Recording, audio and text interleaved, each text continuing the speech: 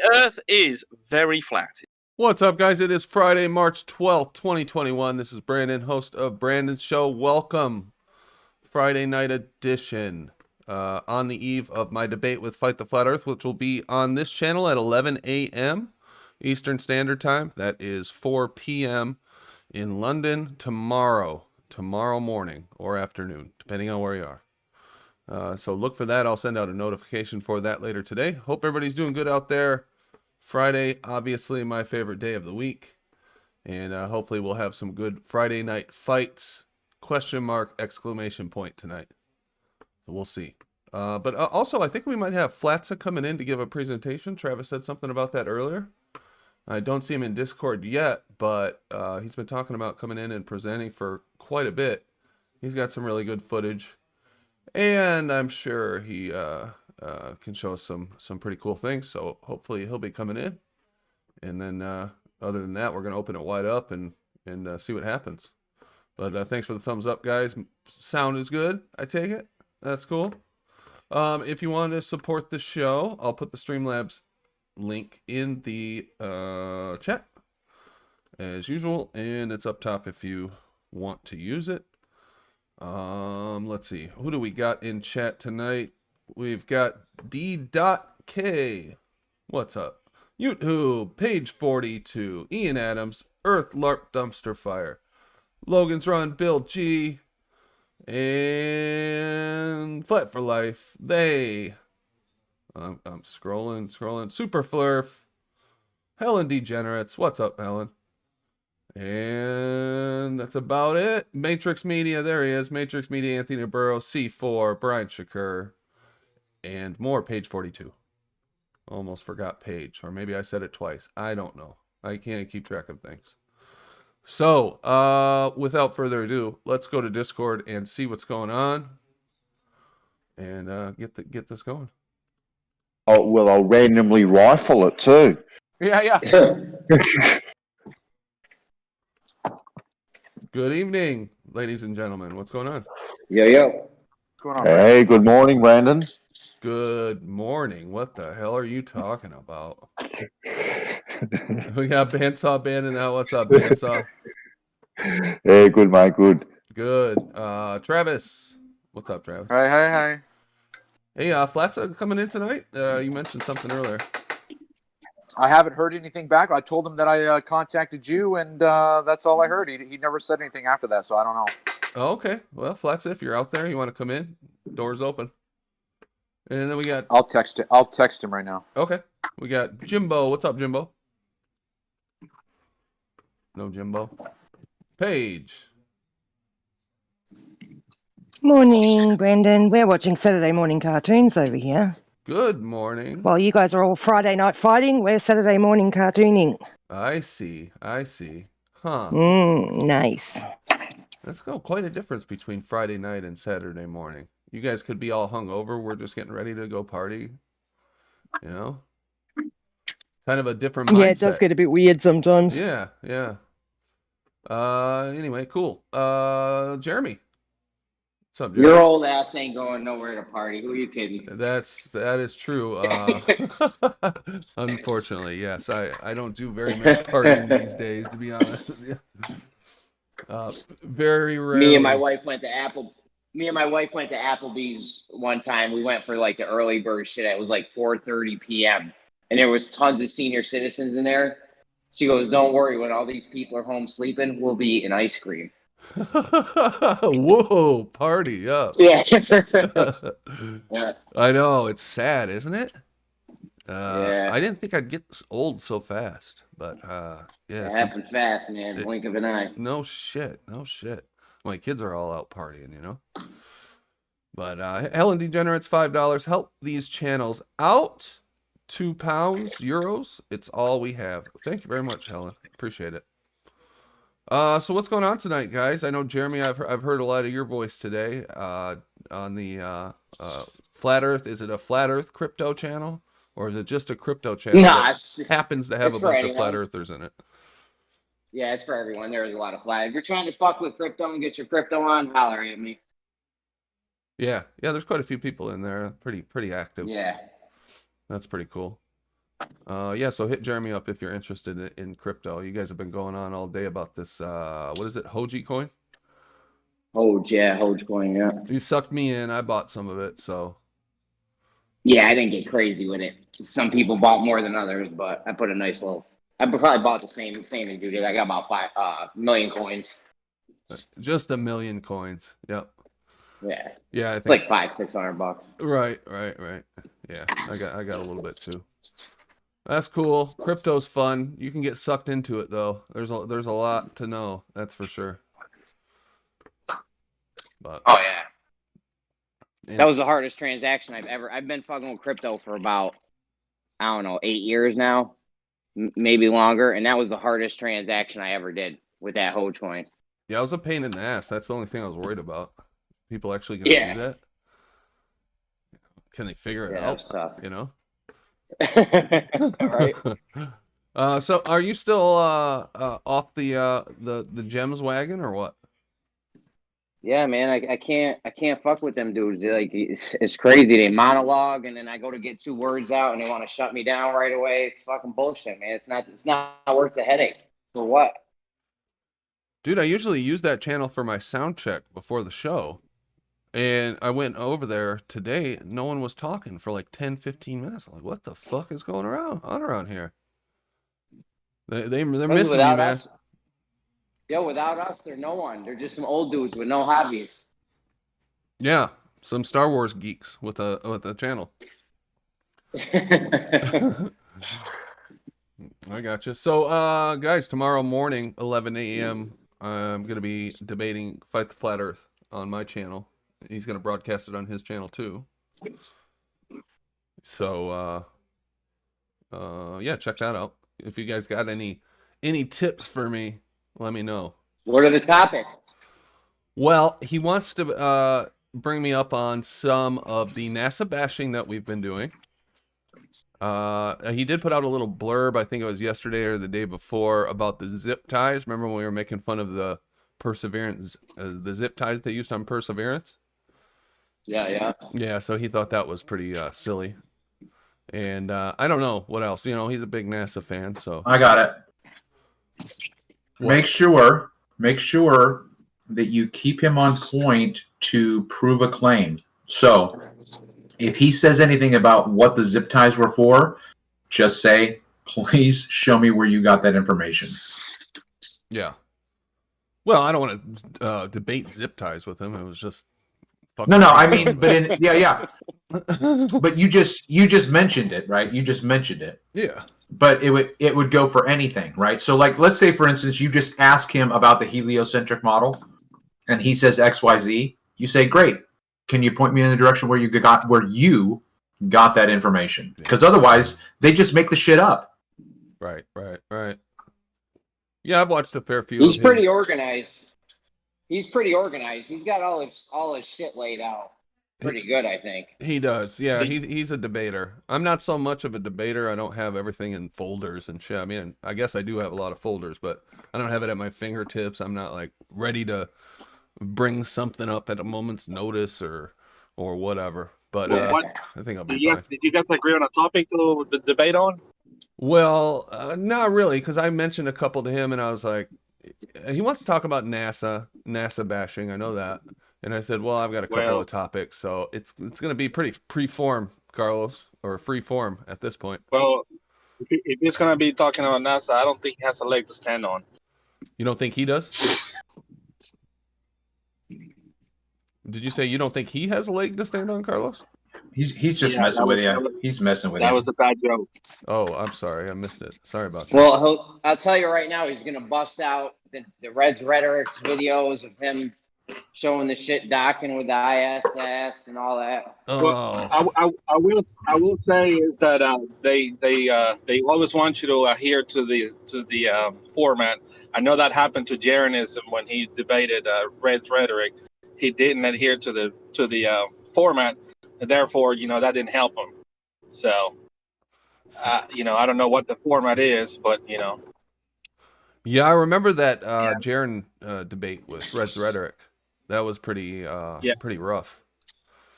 Yeah, it was rough because he didn't adhere to format, and he was just kind of just saying his rhetoric and his ideas and said, well, you're supposed to provide this and that. And anyway, so, he could have done better if he would have, stayed sticking to the format. But yeah, it's kind of, yeah, good luck. Because if you guys don't have a topic or whatever, and yeah, it's going to be a dumpster fire. Yeah. Just remember, bro, they literally can't triangulate anything. If he ever tries to triangulate something like the ISS or this, they can't do it. Who is they? Nobody. You can triangulate anything? What do you mean? Nothing? Not with distance. How do you make a straight line, Carlos? Not with distance. How do you make a straight line? Okay. Hello? I'm losing you. Hello? Yeah, how do you make when so let's say you're going to triangulate the distance to the moon or the ISS. How do you make that straight line? You doing it visually? Oh, you're breaking up, bro. Is it me or you? I think it's Carlos roboting. Yeah, it's convenient. Breaking up. Yeah, I know. Yeah, I know what know. you're getting at, though, Anytime. with the straight line, since Carlos not going to answer. You're talking about when they are using the surface of the Earth as the base of the triangle, and they're triangulating No, things. anything, even if they want to do it visually. They can't make a straight line. Remember, refraction is always happening. You can't, and if you're going to triangulate something, you need to have straight lines. So fuck your triangulation shit, bitch ass globers. You got nothing. For real, don't let them get away with it. If I know Fight the Flat Earth's going to try to pull some shit out like that. Like, oh, we've triangulated the distance to it, with what straight lines, bitch? Yeah, for the base of, I get what you're saying.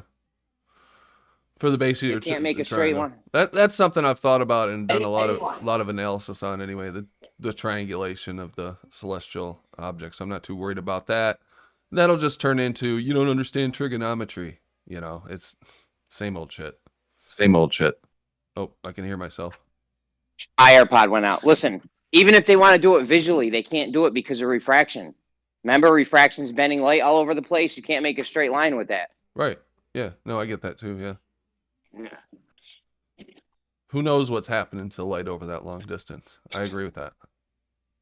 Yeah. And if you're going to triangulate something, you need to make straight lines. You do. That's true. Sorry, I was losing a signal from the satellite. Wink, wink.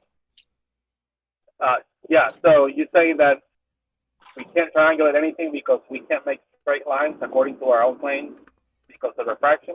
Is that right? Do you need to have straight lines to triangulate something? Yeah, preferably. The more straighter, the more accurate. Yeah, so that's why you're not, triangulating the moon or ISS. You're triangulating, you're looking, upward.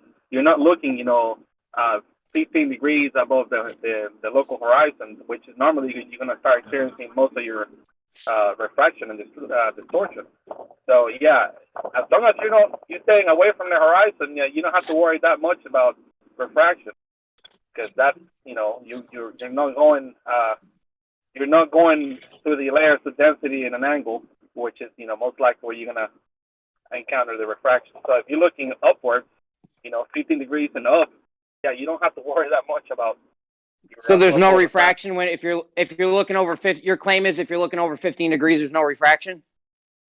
It's very little. So therefore, your line's not going to be straight. Carlos, what does? Travis, hold on a second. Okay. Is your line going to be straight if the light's refracting?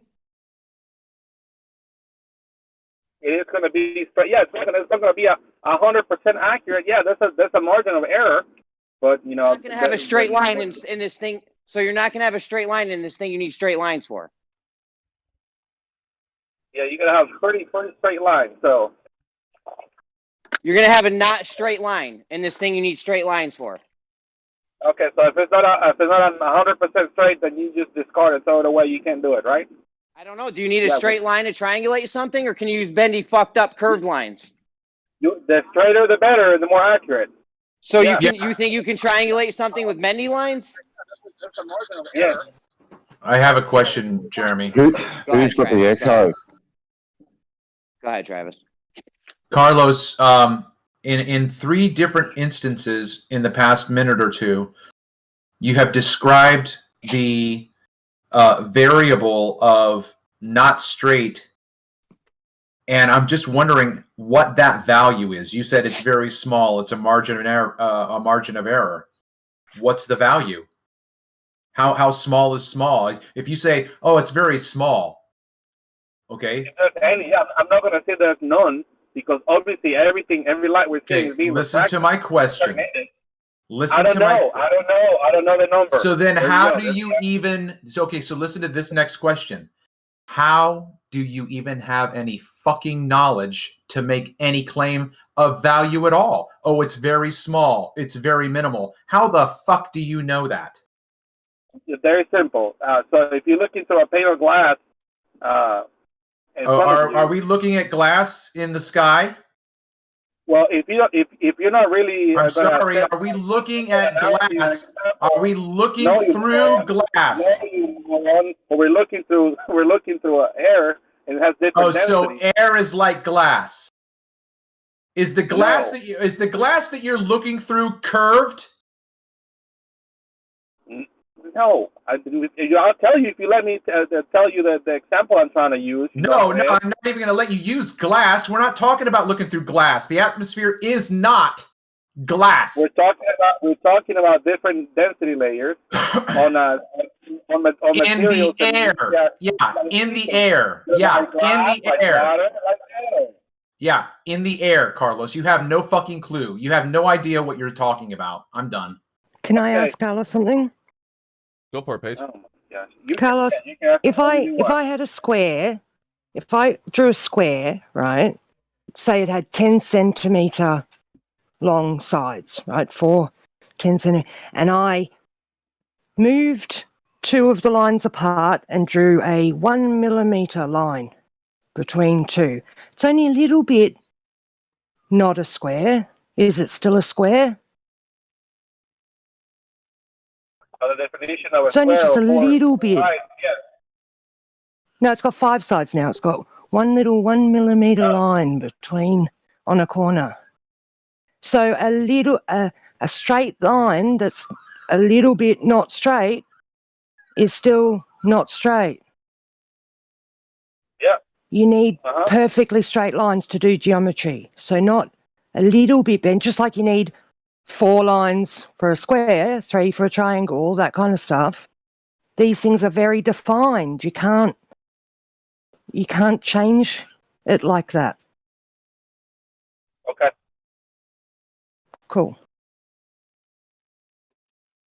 Okay. Now that we got that all straightened out.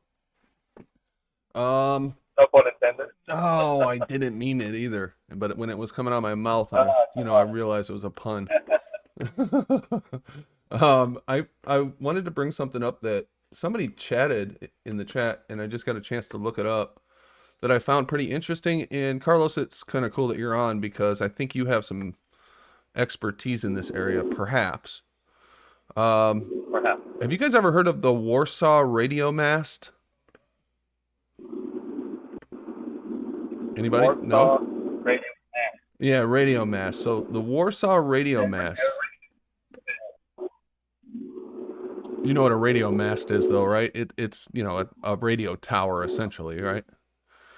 Right. Well, this one was a tower in Poland, central Poland, and it was at one time the world's tallest structure at 2,120 feet above the ground. I think there's some additional above sea level underneath it, but that's how high it was off the ground. From 1974 until it collapsed in 91. The thing just fell down one day because they were cleaning it or whatever.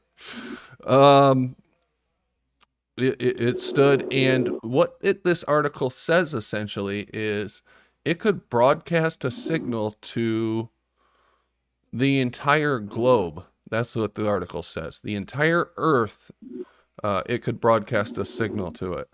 And I just think to myself, how is it possible with a radio wave to broadcast a signal that can be heard on the other side of a giant ball. And I know there's explanations for it, but I just wanted to talk about it because, call me incredulous, it just doesn't Can I seem ask to a make question? sense.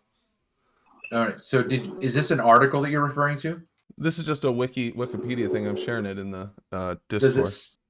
Does it say anything about relays?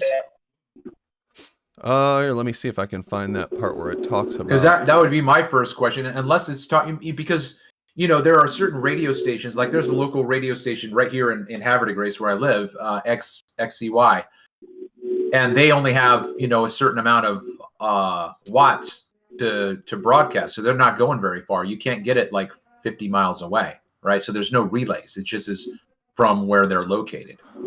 No, I didn't get that impression from what I was reading, that there was any relays. This is what it says: the signal from its 2 megawatt transmitters could be received across essentially the entire globe. That's what it says. So that's pretty definite, man. Yeah. So it's shooting out signals, and people over in whatever the other side of Poland is. I guess it would be South America or Middle Pacific. I don't know. What do they specify what frequencies they were using? Because if you talk to any shortwave radio enthusiast or ham radio, they will tell you that you can pick up different stations and different frequencies from all over the place, depending on what time of the day and the circumstances in the ionosphere. So there's certain frequencies that they're not line of sight, like FM, and like your FM stations. As you leave town, you start losing them, but yet you can pick up AM stations or shortwave radio stations from areas that are a lot further away, because they're not line of sight. They're bouncing around from the ionosphere to the ground and back and forth. So I mean, it's possible that you can pick up from all over the place. I mean, that's what shortwave radio is. Mm-hmm. Yeah, so that's what I was kind of wondering is, what do you mean bouncing off the ionosphere? How does something bounce off of an atmosphere? The same way, light bounces off a stage. The reason why we see the sky light up, for example, if you're in a secluded area and then there's a town a few miles over there, you see there's a bright spot. So the ionosphere is physical? Sure. Sure. No. You're saying now that the ionosphere bounces things off it like buildings do. So buildings are physical. So the ionosphere is physical. That's not what I said. I said that. Okay. Well, then you need to start over. You need to start over and not make bullshit up, because you don't know what you're talking about, Carlos. So how does it work then? I don't believe there's an ionosphere. You know what's interesting? I have an atlas. Listen, hold on, Carlos. Listen, you asked me a question. Shut up, Carlos. You asked me a question. I've got an atlas out here from 1983, and it shows the alleged atmospheric levels. You know which one's not in it? The ionosphere. They don't even have an ionosphere, and it was from 1983, bro. So the ionosphere didn't even exist conceptually until was it Marconi? Until Marconi did the 2,000-mile thing, and they made the shit up because they didn't know how he did it. So there must be an ionosphere up there because the ions bounced off the radio waves. Gotcha. So because it wasn't there, then it didn't exist, and now they made it up so it exists. Could it be that they didn't know it was there? Carlos, you don't even know the answer you gave, bro. Start over again and tell us what the answer is. So you think there's a dome up there that stuff is bouncing off? No, I didn't make a fucking claim. Why are you so stupid? Brandon asked you a question. Red herring strawman you're burning there, Carlos. Brandon asked you a question and you made shit up out of your ass. Okay. You did. So yeah. Okay. When you say physical, are the clouds physical? For example. Why are you asking me questions? Because I'm trying to figure out what your definition of physical, because I want to make sure you compare that honest You were the one who made the fucking claim. Are you an idiot? I would love to go against you in court. Absolutely tear you apart, bro. All right, let me say a couple things here. So somebody brought up relay towers. The only relay towers mentioned in this article, at least, are the towers that say they're doing a program downtown. They relay to that tower, and then that tower broadcasts it worldwide, I guess, according to what this article says. Now, this ionosphere, I find this very interesting, that there's this claim that things are bouncing off of the ionosphere. And I've never really gotten a good reason or a good understanding of how exactly you bounce radio waves or whatever off of an atmosphere. I mean, we can't bounce it off on Earth, right? Isn't the atmosphere denser down here at ground level? It doesn't bounce off the air in front of you. Yeah. Can we bounce it off of... Fill you in on that, Brandon? Huh? So would you like me to fill you in on that? Yeah, go for it, boss. If only we had a globe buster here. Okay, so the theory is, and basically the ionosphere story was made up after the mainstream surprise that these signals were broadcasting from Europe to Hawaii and all over the place. But the theory behind it is that there is a layer about, 35 miles up, supposedly, that contains charged particles, and these charged particles are then able to bounce signals in the HF region from the 3 to 30 megahertz region, and then bounce back down to Earth. Now, the reason that that's complete and utter bullshit is because there's nothing that proves anything where radio signals are bouncing off of charged particles like plasma or anything like that. That was completely a fabricated story, and really what radio signals will bounce off of are solid things, like things on the ground. When you have to deal with microwave, you have to deal with a Fresnel zone, because if you bounce off of the ground or something on the ground that will reflect radio waves, then you have to be able to compensate for that because of a multipath condition. But other than that, it's a complete made-up story. And not only that, they even go further to say that not only does it then bounce off the ionosphere, but then it comes back down and it bounces off the Earth and then bounces back off the ionosphere. And this is how it propagates all the way around the world. Now, again, the problem with that is that all electrical phenomena, electromagnetic waves or electrostatic, always return to Earth ground. So as soon as something goes into Earth ground, it's dead. It attenuates it and it kills it. It doesn't bounce off of it. That's absolutely preposterous and absurd that they would even say that. So there you have it. There's your answer. Well, that was an excellent explanation. And the fact that they say that we're bouncing all these radio waves off the ionosphere, I don't know if it contradicts this, but it makes me remember the stories about bouncing radio waves off of the moon. Now, my question would be, how the fuck do you bounce radio waves off the moon if they're already bouncing off of the ionosphere? Good question. Depends on the angle. So well, because... so depends on the angle. If you go perpendicular to the ionosphere, you're probably going to cut right through. Now, if you hit it at an angle, that's more likely where you get a bounce. So, and the other reason why you're not hitting the ionosphere is because the return time will be a lot faster than it would be from the moon, which is a lot further away. What degree of angle, Carlos? You have no idea what you're talking about, Carlos. That's not even the theory at all. The theory is that it bounces off the moon. Okay. Well, first of all, they tell us that they're bouncing off of reflectors off the moon, and that since Apollo put those reflectors up there, that they've been able to bounce reflectors and also lasers off the moon. Let's go back to RF. But yeah, okay, I just corrected that. But as far as RF waves, okay, if you do the actual path loss calculations, if you would have to have an incredible amount of effective radiated power to even be able to bounce off of the moon, let alone come back, right? So that whole thing is absolute fabricated fairy tale. And, supposedly, as far as the lasers go, they supposedly were bouncing lasers off the moon long before the Apollo missions ever went up there. So they can't even get their story straight on that. Yeah, it seems I like have an a ad question, hoc Carlos, explanation. but That's how I see it. It's an ad hoc explanation to explain how the hell it you're is, getting radio and it waves. doesn't have anything to do with angle. It has to do with frequency, right? Because the frequency that they're putting up there, they're bouncing supposedly is VHF.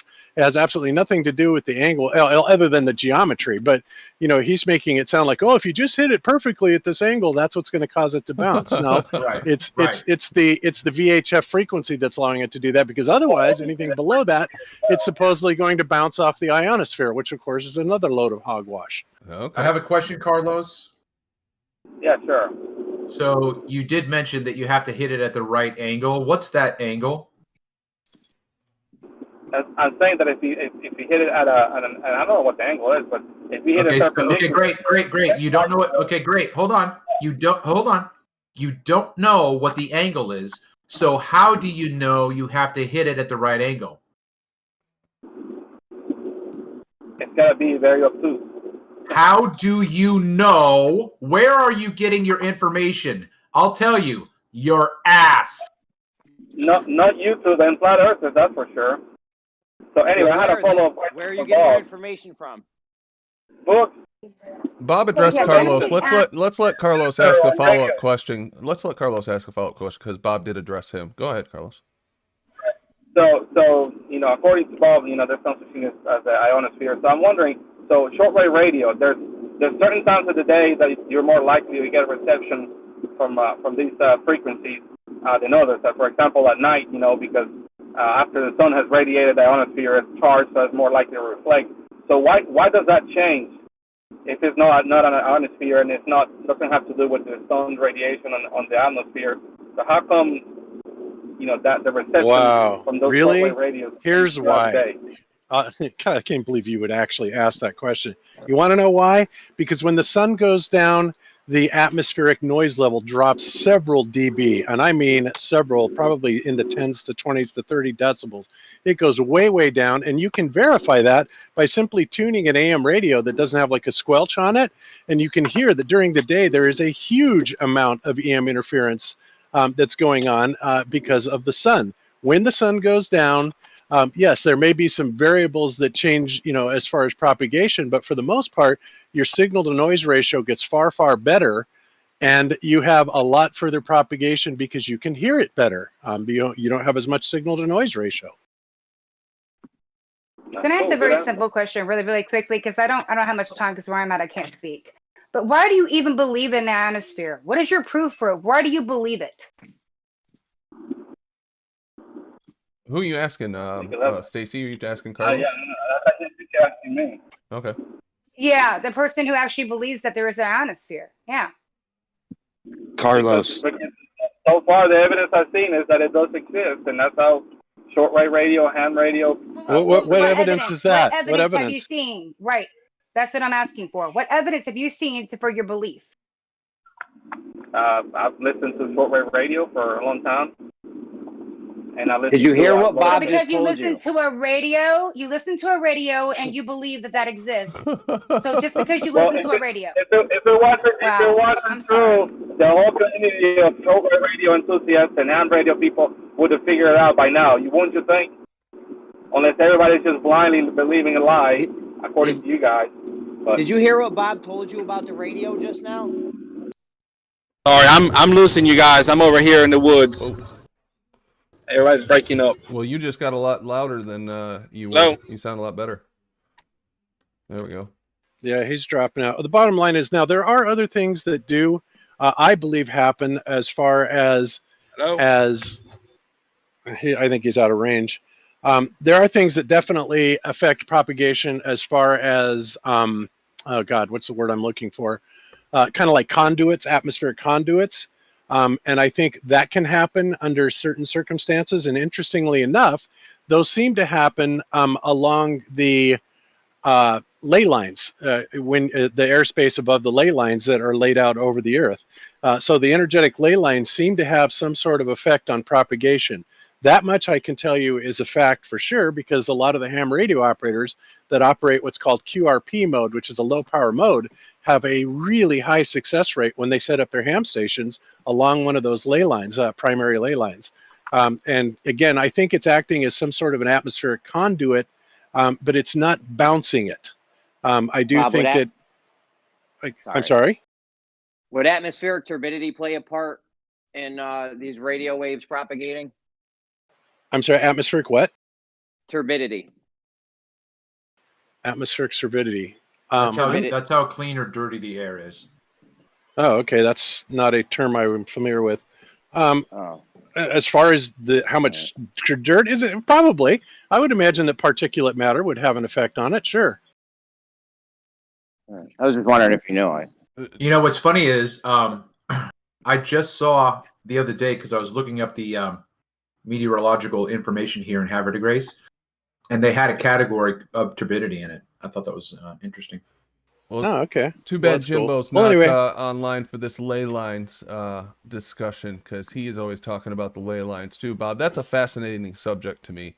So have you seen evidence that these ley lines actually are energetic? They're some kind of conduits or well, it's interesting because, dowsers, guys that actually douse, can douse them accurately.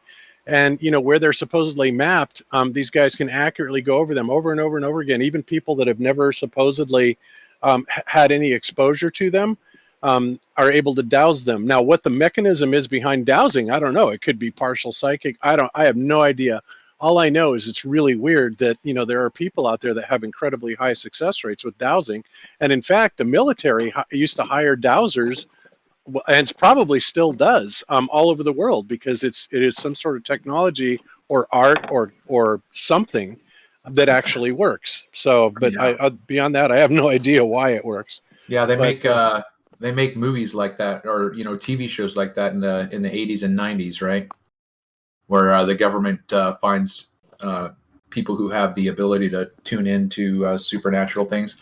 I don't know if you guys have heard of this or not. I'm sure Bob has, being affiliated with Jaron and whatnot, but Stonehenge allegedly isn't in its original place, and its original place was in a ley line area. So they moved it so that it would not be in that, or so that it would now be more just like a tourist trap, and people wouldn't experience whatever was there. I agree. That's absolutely true. And the other thing that happens too is a lot of interesting things happen inside of like crop circles, and the crop circles largely take place in the UK. And in the UK, there's all kinds of ley lines energetically that go through there, and people have really weird experiences.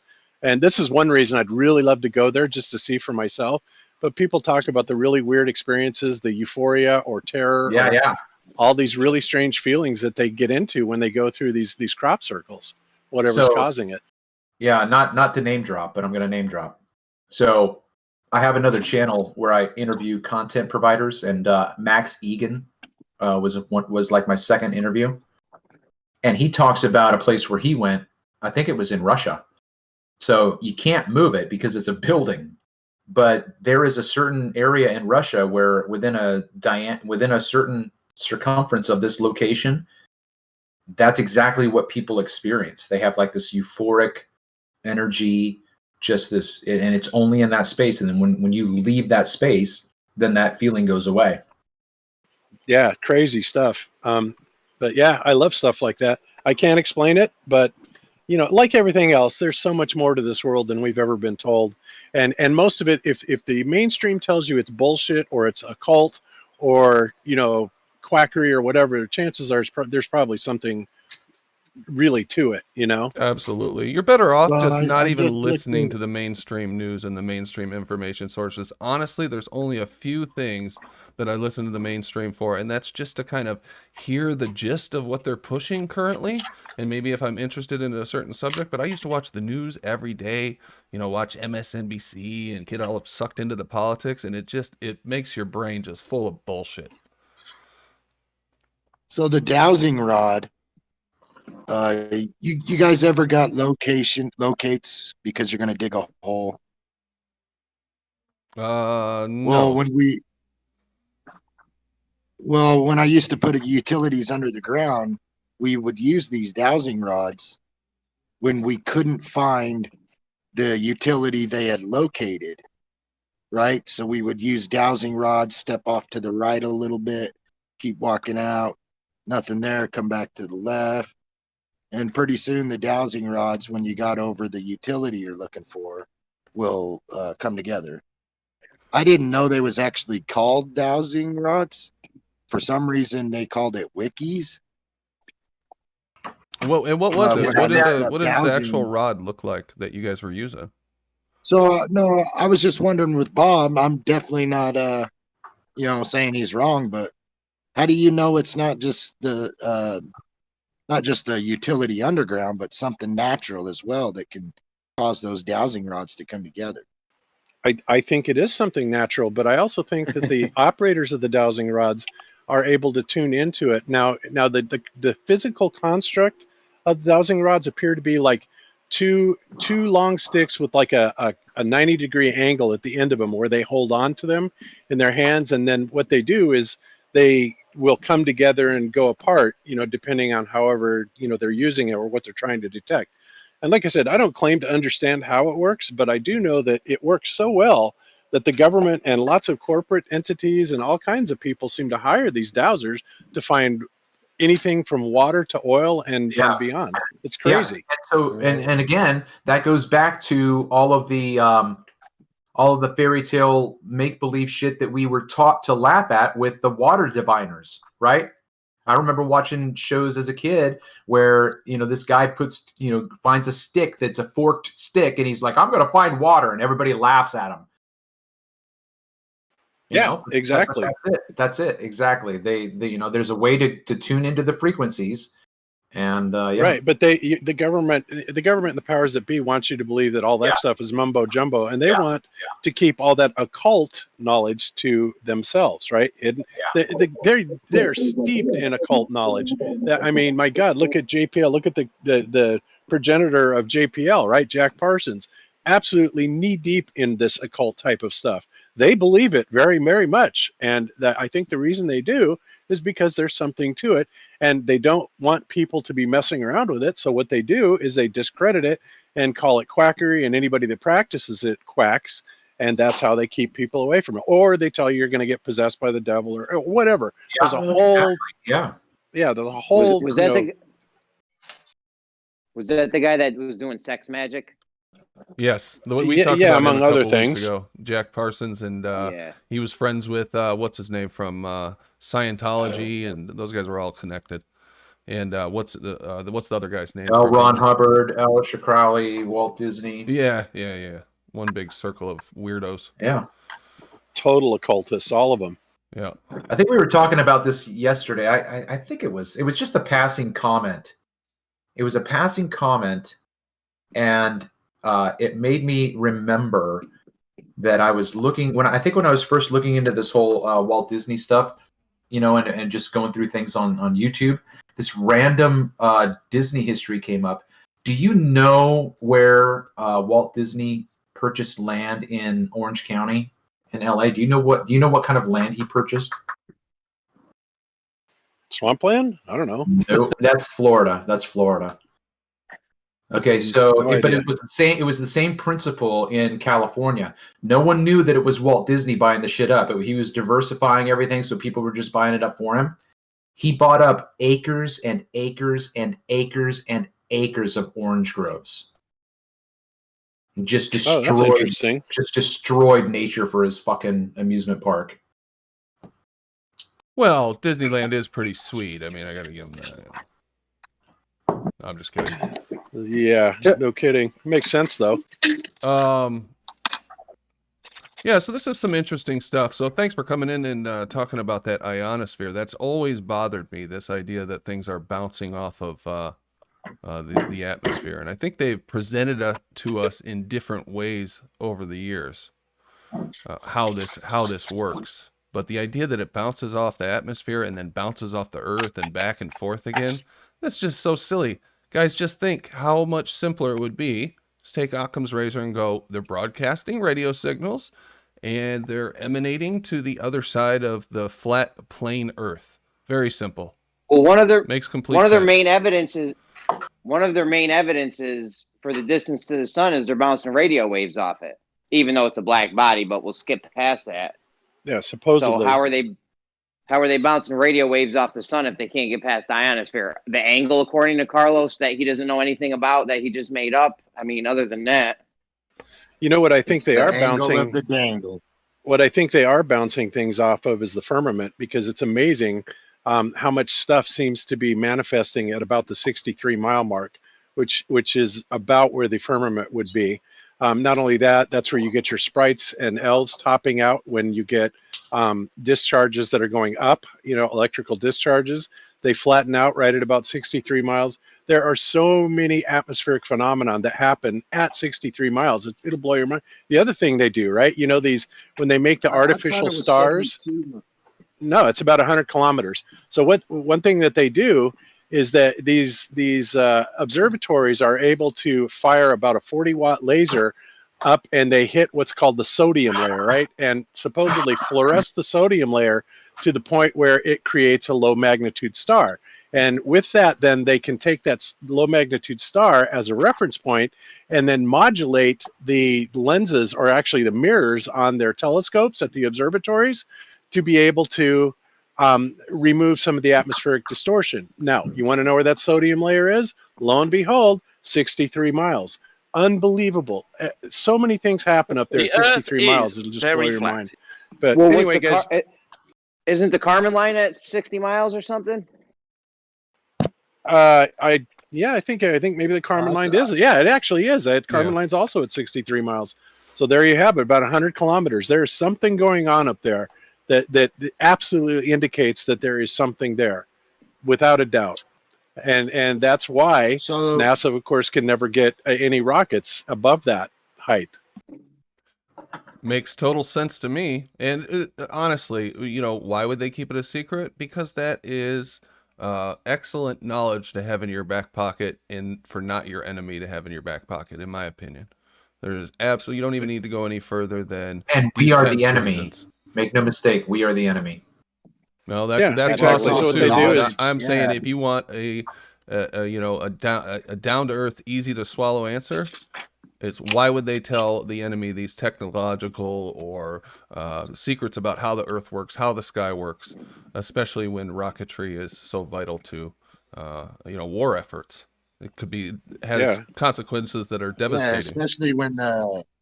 especially when the knowledge they're hiding, like he said, has to do with the world. Yeah, absolutely. But so I just think that's really interesting. And of course, you get people like Jose JG who come in and say firmament, LOL, like, ha ha ha, like, Jose, look at the evidence someday, but you won't. But yeah, there's something there, no doubt in my mind. It's also the very thing that keeps the atmosphere in, that keeps us from violating any second law of thermodynamics. It just goes on and on and on and on. So pretty crazy. All right, guys, I have another show that I've got to appear on, so I'm going to get out of here. Thanks, Bob. Thanks for having me on. Yeah, cool. Thanks for Later, stopping Bob. in, man. See you in a couple weeks, man. Thanks, Bob. Have All a right, good sounds night, Bob. good, guys. Okay, take care. Bye-bye. Yeah, you too. I wonder if he spells his name backwards. Jesus Christ.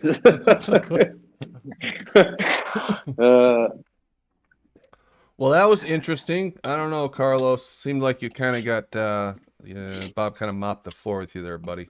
Apologize for that. Just calling it like I see it. It's got to be just at the right angle.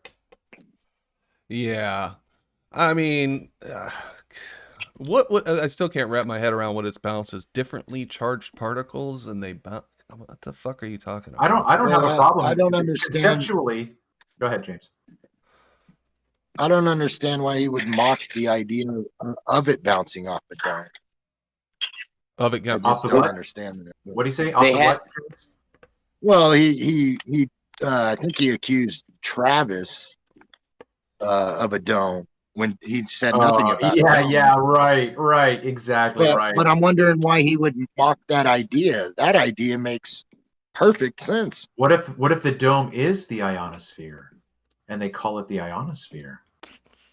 That would make sense. Yeah, they had to make up this bullshit ionosphere thing, because otherwise, how do they explain it? They would have had to come up with some crazy shit. Here's the There is ionosphere. no There you go. firmament. There is no firmament. There is an ionosphere, though. Yeah, exactly. Yeah, how do you explain to the population that there's guys, a giant dome when they over get the you Earth? talking about it, every time you say it now, you're saying that you're on a sphere. I'm on a sphere. I'm on an ionosphere. I'm on a sphere. Wow. Ionosphere. Ionosphere. What the fuck? It's I thought I'd get you. Programming. Huh.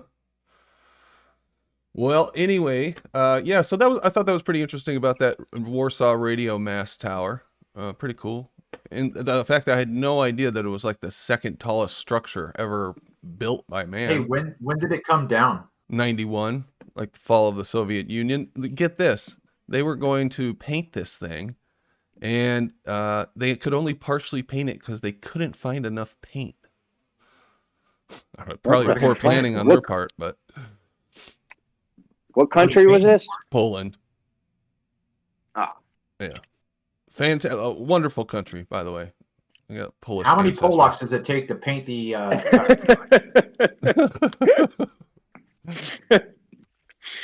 Well, this is what happens sometimes, Travis. When the Polacks do try to paint the tower, so... They knock it down by accident? Yeah, it did fall down by accident. A couple guys ended up going to jail for... We accidentally painted it with acid. Yep. Well, they unhooked one of the straps to like do some maintenance or some shit, and the wind blew it just the right time, and it collapsed. That's the story anyway. And it's a painful process to build it back up. I'm sure it is. I'm sure. Shouts out to Don Pettit. I could be wrong, but I thought paint pixels. I thought paint come from rock. Paint from we rock? all come from rocks. Huh? We all come from rocks, James. Well, my cousins are the rocks, but this is the base of this thing. Hard to tell what the scale is from this picture. They had to have like this big what was it called? Rubber thing on the bottom because it generated some ridiculous amount of electricity because it was so high up in the atmosphere. Hey, Brandon, the video that the screen that you're showing is your studio, so your screen is really small for the Discord. Showing is my studio. Oh. Okay.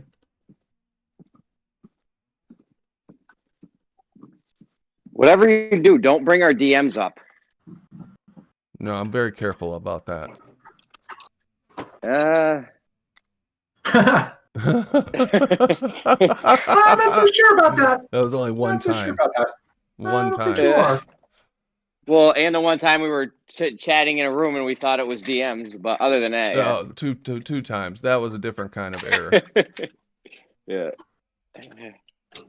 Hey, Brandon, would you believe I've got like 4 ballers all jumping on me in chat, but none of them will come in and actually talk to us? Yeah, what's up? It's Friday night stop being- fights, you guys. Come on. Yeah, what's up, guys? Carlos, the only one that's got any balls left. And even he's gone, is he? Yeah, he couldn't bounce his Far cell phone out. signal off. He couldn't bounce his cell phone signal off the ionosphere. At the right angle. Find that angle, Carlos. Get that angle. I find it kind of strange that when you ask a baller to like give a citation for something, they never do. Some of them, very few, but they hardly ever do. And yet, like Brandon, everything we talked about, he brought up, the ionosphere, everything we was talking about. The radio. He just brought it up, clicked on it and said, look, here it is. Yeah, I was checking on the stuff that Bob was saying, and it all lined up with what he was saying. So, I mean, obviously, some of that stuff you're not going to find. Flat earthers will do it. I guess what I'm saying, flat earthers are quick to do it. They're like instant to do it. Yeah. Well, because we're not talking bullshit, making shit up off the top of our heads. These guys are. It's hard to find a citation for something you just made up in your mind. Right. Well, if you notice, Ruhif yesterday doesn't really care about the origin of the idea. He just wants to rely on the story as it is now. As long as there's a story now, that's all we need. We just tell this story. Well, where did that story start? Well, I don't care. Doesn't matter. Well, did you hear what Rumpus's answer was yesterday when he was asked for a citation? You're science deniers. You're going against all of science. Like, okay. I kind of felt bad yesterday because I actually believe this speed of gas thing, but I just wanted to be a pain in the ass towards them, I guess. Yeah, I have no idea about that speed of gas thing, to be honest. It's not really one of my favorite arguments. The whole gas falling down. It is probably something. Well, I mean, the speed of it is probably something that could be measured. I'm guessing it. It could be measured. Honestly, you talking about the guy that said if you put gas in a vacuum, it'll fall down? Isn't gas what he took out to create the vacuum? No, I was talking about this. Yeah, the guy saying gas falls 9.8 meters per second in a vacuum is fucking retarded. But I was just talking about.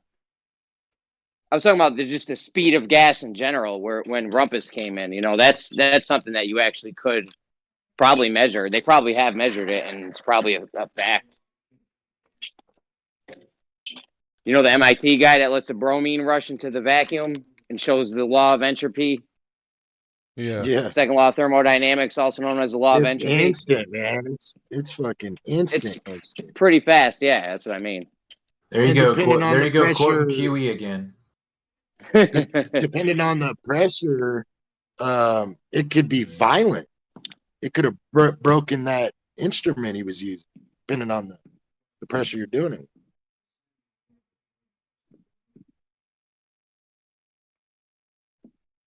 Heard you on Oakley's. What was it? I didn't listen to it till today, so I don't know what show it was on. But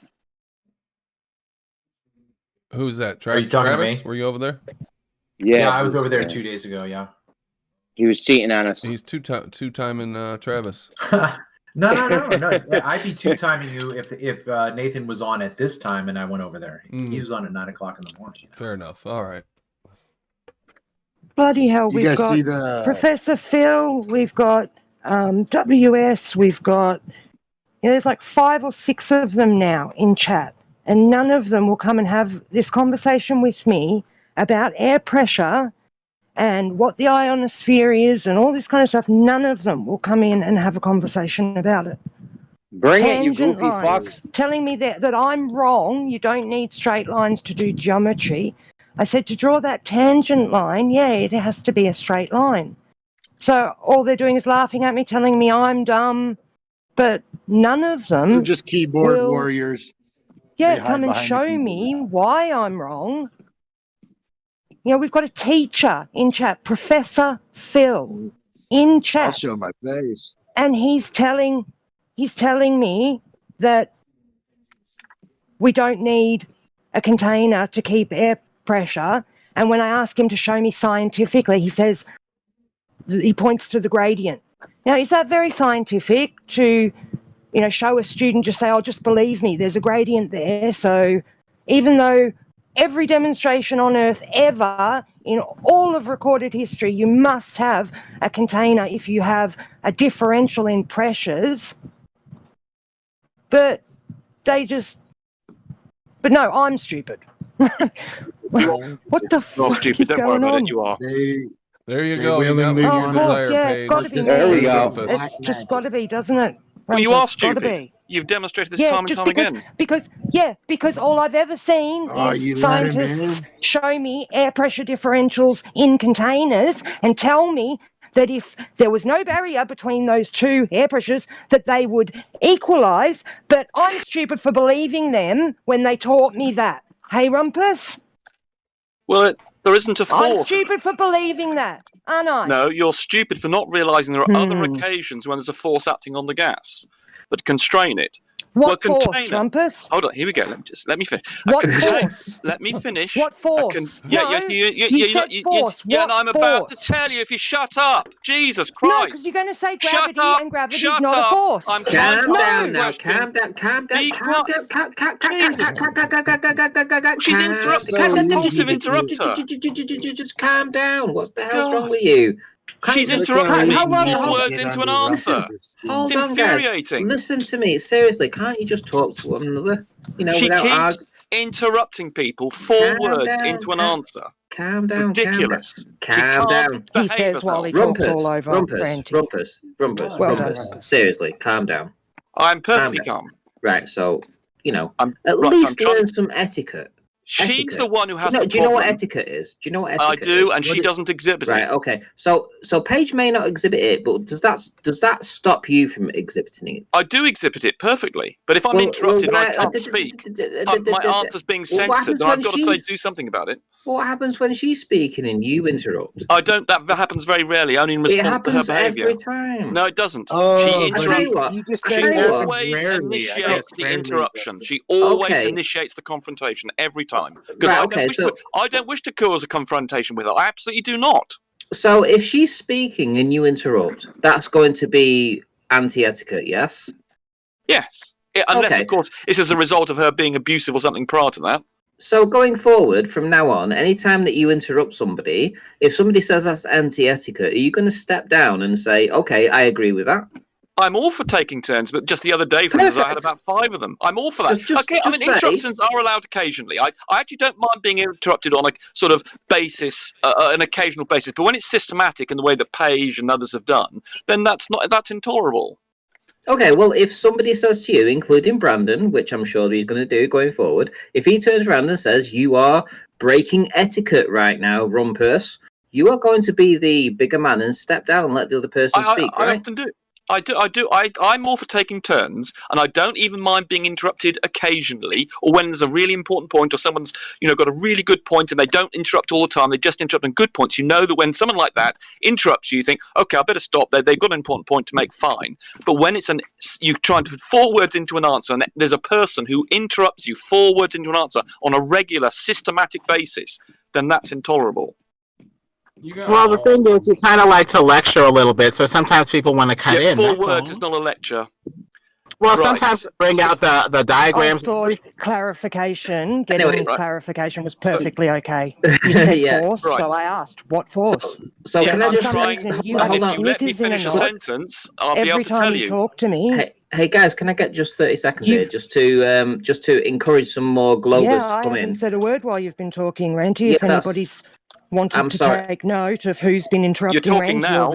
I am so sorry, Paige. I promise I am so sorry. But I noticed that your comment in chat was saying that a lot of Globers were in the Discord, including WS and Professor Phil, etc. And they weren't coming in. They were just happy to spout the shit on fucking Discord. Yeah, so, I'm glad you jumped in. Thank you, Ranty. I appreciate it. So what I'm doing is now saying, Professor Phil, get your ass on here. WS, get your ass on here, and let's have the debate. There are people on here willing to debate right now. So don't be cowards. Don't hide behind the keyboard. Get your fucking asses on here and have a fucking go. Get on it. Bring it, pussy. I mean, I'm a girl, and I come on here and I take all this abuse from all these guys. They say all these awful things to me. You don't behave like a lady, I'm afraid, Paige. You're a piece of shit. She's being lied to, Rumpus. Anyway, I was in the middle of an answer before I was interrupted. I'm not a lady, Rumpus. I don't need to be a lady. I'm me. So let's get back to the subject. Me. What was it you wanted to talk about, Paige? You wanted to talk about air pressure, I'm right? supposedly in the middle of an answer. I was asked in general, for lecturers like Rumpus, give them 2 points before you cut in, okay? They like to go on a long time. That's fine. Just give them 2 points. I've got 4 words so far in my answer. That's all I got to my answer was 4 words. So I'd not been able to go on at all. So the question was, why I was explaining about forces acting on gases, and that's what constrains the gases of the atmosphere. And it's been cited the fact that when you sorry, I got a cough here. So in a container, when you release something into a vacuum, it shoots in there. But you've got to understand a container is exerting a force on the gas. That's what stops it getting through the container. And so when you're on a small scale, gravity is not the container in the lab is not big enough to exert a gravitational force. That's why when you're on the moon, the gravity is 1/6 of that, and if you go onto an asteroid, there's almost no gravity. So there's another force in place that you can only find out about when you try and get away from Earth. And we know that when you try and go leap up in the air, it pulls you down. The same force is acting on the gases in the atmosphere, and so that is what stops them escaping. And I can't remember the first. You said enough, Rumpus. You said enough. Now we have a container at ground level. We pop the lid off it. The gas shoots straight up, right? Spreads out in all directions. Yeah, all directions. But it goes up. It goes in all directions. Yes, but it goes in all directions, including up. And some of it goes up. And gravity is the strongest at the ground level, right? It's irrelevant. The difference between the force of gravity up and the 60 miles up is very little different. So what stops it from going up when it's that high, when it's supposed to get hotter and get more excited and leave the atmosphere, but yet it decides to turn back around? Right. It doesn't make any sense. It's total incoherent nonsense. Well, okay, let me explain to you. If you throw a ball, it's exactly like throwing a ball up. Now, a ball in the gases in the atmosphere are running around about 500 meters per second. So imagine throwing a ball at that's faster than the speed of sound. Straight upwards, it would go up and up. So like a bullet's go up. So if you fire a rifle up, it goes about 10 miles, but then it's got a lot of air drag. But imagine there was no drag. So imagine we're doing this in a vacuum to begin with. So you threw a ball up at 500 meters per second in the Earth's gravitational field. That would get to about 100 kilometers before the acceleration due to gravity, which is only 9.81 meters per second, would slow down that 500 meters initial velocity to make it stop at the top, and then it would come back down again in a big arc. And then it would come down, bounce off so it'd have a lot of potential energy being up there, just like going up the top of some stairs. You've then gained some potential energy. If you run up, but anyway, you've turned kinetic energy of 500 meters per second into potential energy, i.e., height above the Earth. It then turns round and then will go back down to the surface of the Earth and then recover that 500 meters per second, hit the Earth, and then go back up again like a big bouncy ball. Gas molecules are just like bouncy balls, and if you have an elastic bouncy ball, in other words, it doesn't lose energy like bouncy balls do, then it will keep on bouncing up and down. Like I said, absolute nonsense and gibberish, Robin. Well, you don't. I mean, it's very simple. I'm amazed you weren't taught this at school. This is the sort of thing that 14-year-olds are taught at school. So, I mean, if you do accept, though, that if you threw a ball up at 500 meters per second, it would eventually stop and come back down to Earth, don't you? You realise that? Okay, why does the gas lose its energy to stop going for the same reason a ball does? If you throw it up. No. Balls. The ball has no intermolecular bonds. Or I'm sorry, the ball has intermolecular bonds. The gas. So what? We're talking about the behavior of the ball is analogous to the behavior of an atom. What's inside the ball is absolutely irrelevant. If you threw a ball up 500 meters per second, it will get up to about 100 kilometers, and then it will come back down to Earth. Same with an atom. In the gas, it's got 500 meters per second. All that little gas is running around, and even in the solids that you're dealing with.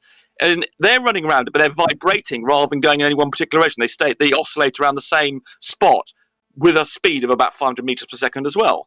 But slightly less because they're lighter, they're denser, sorry, they're heavier, so they don't vibrate quite as much. But anyway, so if you threw a ball up at 500 meters per second, you understand that it would go up to a particular height and then cut back down again. That's exactly what, and that's subject to the Earth's gravity. Okay. Yeah, you monologue too much, bro. I can't have a back and forth with you. The thing you have a problem with. You monologue nonstop, here we go. Bro. Here's a new point. Here's a new point to take on board. The Earth is those objects. The ball is being accelerated downwards all the way up to 100 kilometers at 9.8 meters per second. It takes that long to turn it around. It's like putting on a brake on a very fast car. The brakes can only do so much, and it takes a long time for that effect. The deceleration takes a long time. It takes 100 kilometers. We know the ball's going down when it's going up. I remember. So you can have acceleration going down. You can have acceleration going down while still going up. This is something that apparently you can't. That's absolutely not. If you're accelerating down, you're moving down. No, you're not. Yeah. This is why you are. This is what. Yes, you are. You know what the definition if something's of going up, is? it's going up. If it's going down, it's going down. You can't go up and be going down at the same time. Right.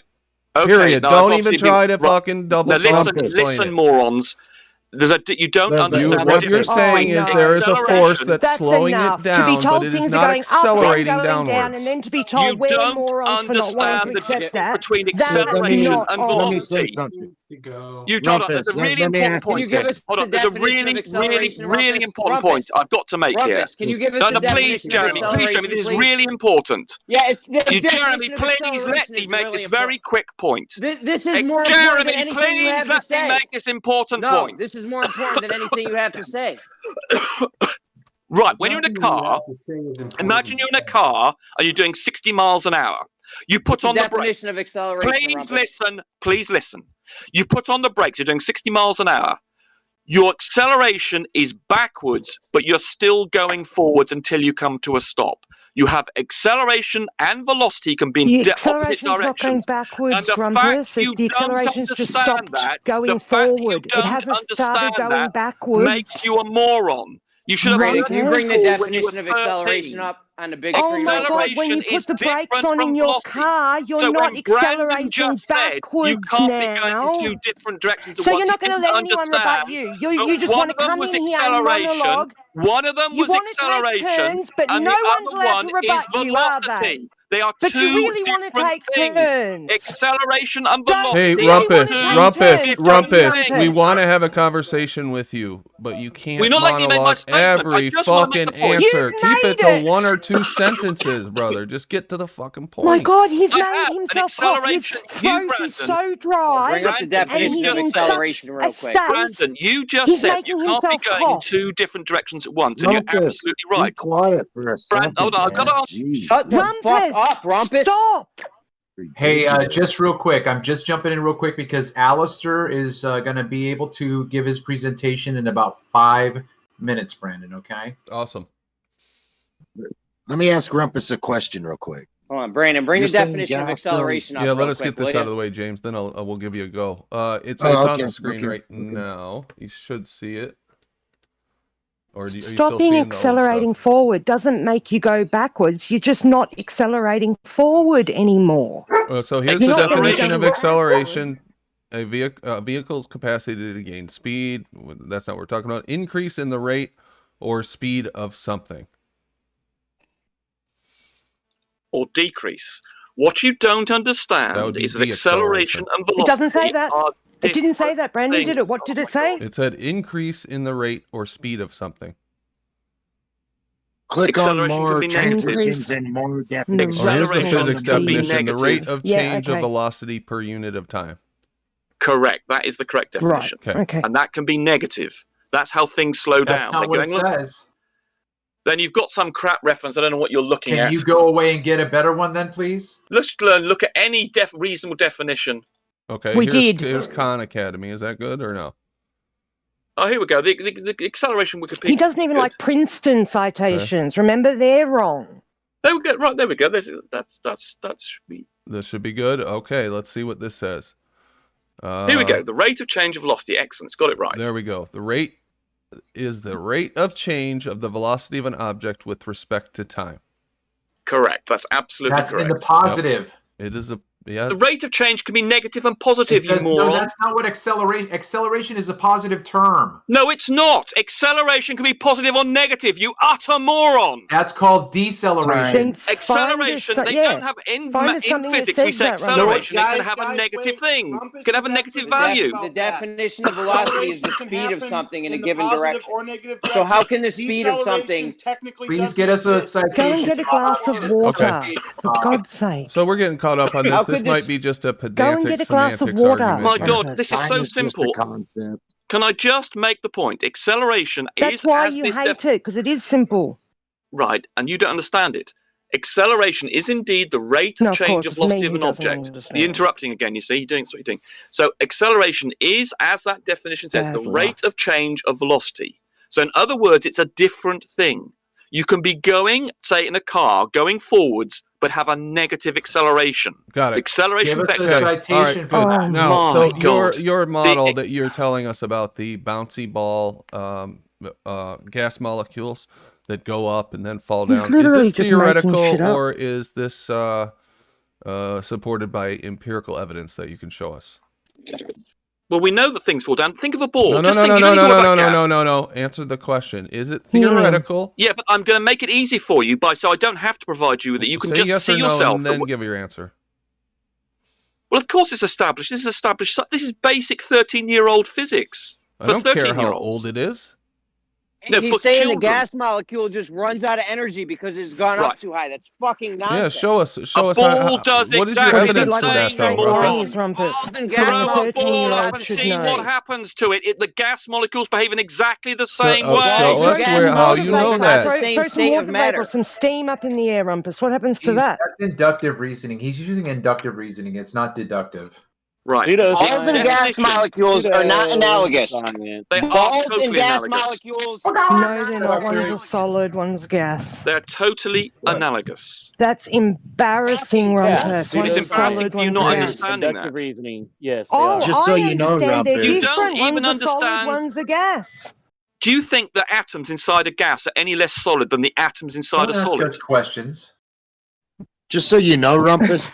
John Page, can you please answer that? Do you think the atoms adults inside a can gas learn things are as any children. less solid than the atoms inside a solid? Atoms inside a gas. No, he's going off in a red herring about So you're atoms not going to and answer. I shit. thought so. Yeah, you don't understand. They are you they are don't bonded even understand. differently. I'm dealing with people here.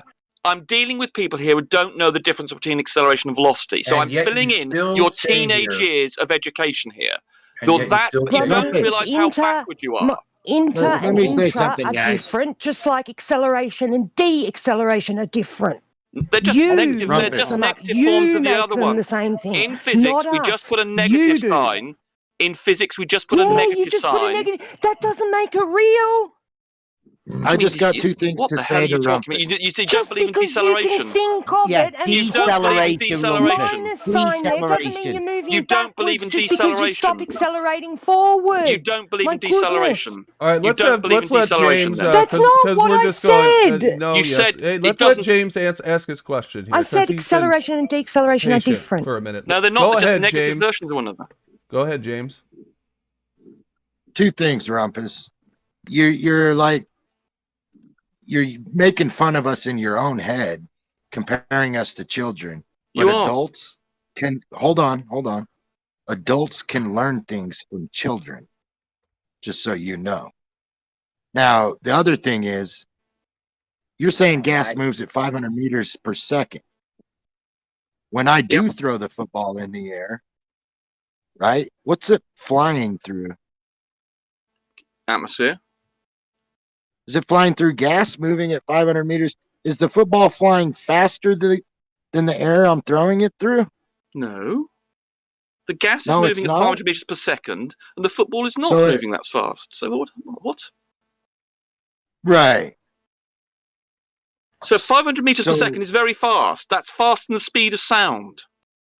Right. And if that's pushing on the football with the momentum I've given it, They're you're all pushing saying in all that it directions. is- It's neutral. The atmosphere molecules Well, are banging yeah, on the ball there's in all some that- directions.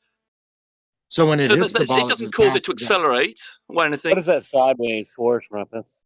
What is that sideways force? Where's that What's- force vector? Are you sideways? saying that wind? Sorry. Hold on, let me just deal with fast-moving James wind first, doesn't move Cleary. things? Yeah, you don't want to touch that, do you? I'll touch it. No, honestly, I will You want to got a engage with you downward fully. vector. I'll be more than mute. happy, Cleary, but I No, want to finish with James first, and then I'll talk to you. I'm No, more go than happy ahead. to. Go ahead with Cleary. Down. This Okay, I'll go question ahead with was Cleary then. better. Okay, Go ahead with Cleary. go ahead, Cleary.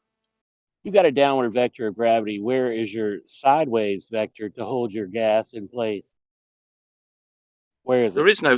Well, when you're talking about are you talking There about an is acceleration no- vector? Hold on, listen. Are you talking about acceleration vector or velocity vector? I'm talking about different a things. direction. I'm talking about Of vertical. what? Acceleration or velocity? They're different things. What do you call vertical?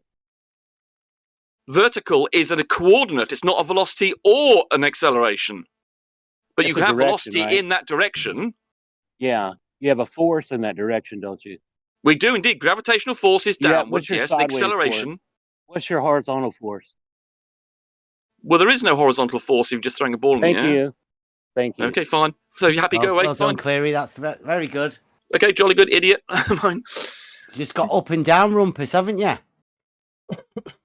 Well, There's only the only force, the only gravitational Can I answer? You just made a statement. I'll respond. So the only gravitational force only acts downwards. Okay, so that's very simple. So yes, if that's what you want to point out, then you're correct. Then acceleration only acts downwards. But obviously things can move in different directions. There's a difference between acceleration and velocity. I can throw a ball at 45 degrees and it still comes down to the ground. Gas balls, Rumpus, 500 and something meters per second. Yeah. Which direction are they traveling in? Come on. All directions. How do they get the sideways direction? Because they Where bounce does off that one come another. from? They bounce off one another. Oh, they bounce off one another. Yeah. Oh no, the bouncy ball model. Rumpus's bouncy ball. A far better question. All right, Allie is in the house. All right. Wait a minute. All If one of them's Listen going up, down everybody. and We're one of gonna them's have going a up and they hit each other. presentation now from Ali Flatza. What's up? Yeah, I mean, and if you so can't keep if your they hit mouth one another at shut during 45 the degrees, they'd go presentation, off then sideways. You will be kicked out. Huh. So if you two balls. Hey, Rumpus, did you hear me just say that we're gonna have a presentation now? So shut the fuck up. I missed that. No, I was too busy being interrupted. All right, no problem. All right. So what's going on, Allie? Fine. Great, mate. Good you hear me evening. okay? I heard you got some stuff to show us. I've been looking forward to this. Yeah. Just some stuff I was talking about before. Mike okay, yeah? You're a little low. Maybe you sound like you're a little ways away from your mic. It's just my laptop mic, so I don't know if it's... Okay, let me see if I can adjust you on my side. It's not too bad. It's definitely passable. There we go. That should do it. Say something now. Right, okay. How's that? Yeah, that's pretty good. Yep, go for it. What do you... Fight Mike, fight night. There we go. Right, bear with me, because I'm not quite sure. Say that again? I'll get on the right screen, mate. Oh, okay. You're going to share something? Gotcha. I'm just trying to get onto my computer screen. Okay. How have you been anyway? Yeah, good, mate. Good. Not been able to get out so much because of the lockdowns and stuff like that. Oh, the restrictions? Yeah. Yeah. Are you guys still completely locked down? Where are you at again? Yeah, Central Scotland, so it's not too bad. It's not too bad. I can get out and about. Gotcha. The kind of work I do. How do I get over to the YouTube channel, Brandon? What's that? How do I get my YouTube channel up?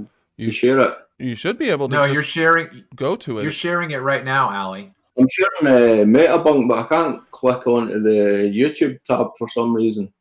Oh. Maybe your browser is frozen up or something, Ali. I'm just wondering how I do that, mate. You have to set it as a certain window, Ali, and then set your screen up once you set your video. There you go. Mic check. What's going on, everyone? What's up, Matrix? Hey, Matrix. What's up, guys? Okay, so yep, you're good now. I think the audience can see you. You're all set. Hold on, mate. Sure. Can't see my screen for some reason. Something's. Sorry, mate. Can't see my. Take your time, man. The last screen. Hold on. Is it that one? Yeah. Right. That should be the YouTube channel. Yep, it's on the YouTube channel. Boats versus Horizon versus Optical Illusion. You decide. That's what we said. Yeah, this is just a sort of precursor to something I'm going to show after this, but it's not letting me hit the play button. That's weird.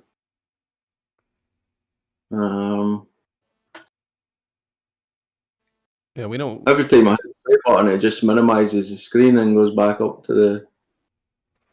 That's not the screen we're seeing on Discord, Ali. I don't know.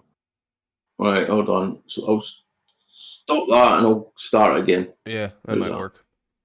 Sometimes it's buggy. It might be best if you just shared your screen. That way you won't have to worry about switching your windows or your applications. Right. I'm not quite sure how to do that. Travis? It's up at the top. After you push share screen, it'll give you the choice of sharing windows or screen. And you should share your screen. Oh, well, you're getting this straightened up. I did miss a super chat. Tis I, the Count, US $5. Throwing a ball straight up, and at every point in its motion, it is accelerating downward until it hits the ground, even on its way up. Yeah, it's just, I think it's a definition thing, and a what is it called? A semantics issue. I think I understand what you're saying, but as far as I'm concerned, it is I would say that it's going down, and it is moving in one direction. But I think no. Listen, it's double speak. They're telling you two opposites are happening at the same time. That is illogical. It's invalid. Acceleration of velocity are two different things. They're not opposing one another. You moron. It's the law of non-contradiction. Okay, yeah, the law of non-contradiction. A cannot be both A and not A at the same time and in the same place. Okay, listen very carefully. This is what their pseudoscience does. It gives you completely contradictory concepts that you know deep down inside don't make sense. That does not make sense. In Rumpus's defense, and anything is possible in Narnia. Yeah, it's all semantics. I understand what they're saying. But acceleration of velocity. Something's going up or it's coming down. One of the two. Cleary, $2. No horizontal force. Cleary.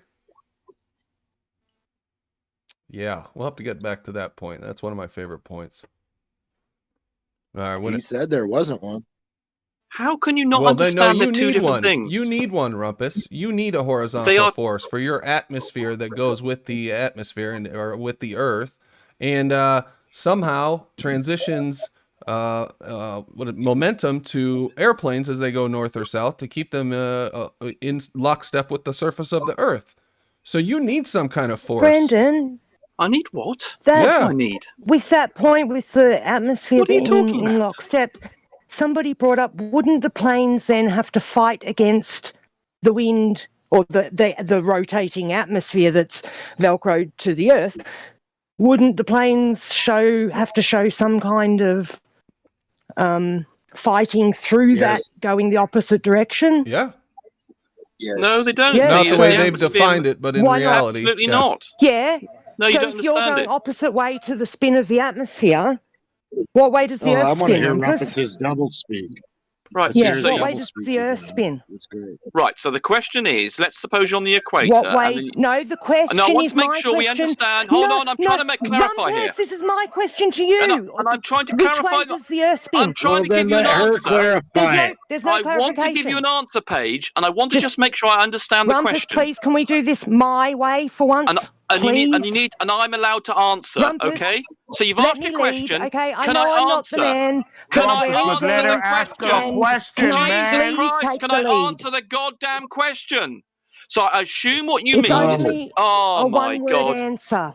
I'm Which way making does sure I the Earth understand the rotate, question. Rumpus? I'm making sure I understand the Which way question. does the Earth I'm rotate? making sure I Rumpus? understand the question. It's a one-word I'm making answer. sure I understand It's the a question. one-word I'm making sure answer. I understand the question. How much of a moron are you if you don't I'm making understand sure I the question? understand Which way the does question. the Earth Can you stop interrupting turn? me? What is the Rumpus? question, please? Right. So forgot. I think If you're making sure that you're understanding the question, Brandon, can let you her please ask the make him question. stop and let me it's my ask turn my to speak. question? You've spoken, Paige. You've No, asked it's the not question. your turn. I asked a question. Right, You're not. yes, and you then I have to be able to Is answer. this a debate or is it just I a have shit to be show? able to Fucking answer. dumpster My fire. God. Probably a Right, dumpster This is fire. the result of your work, Answer. Brandon, can you allow me to answer? Have some space to answer the question I've been asked.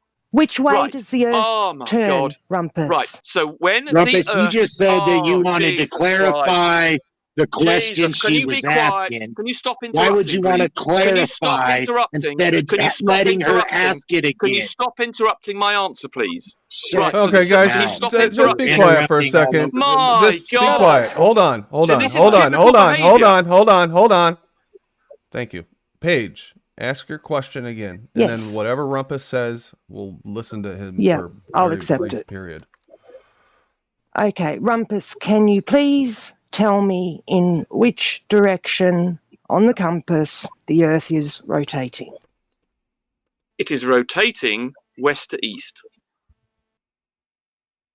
Towards the east. Yes. Right. When a plane is flying in the air,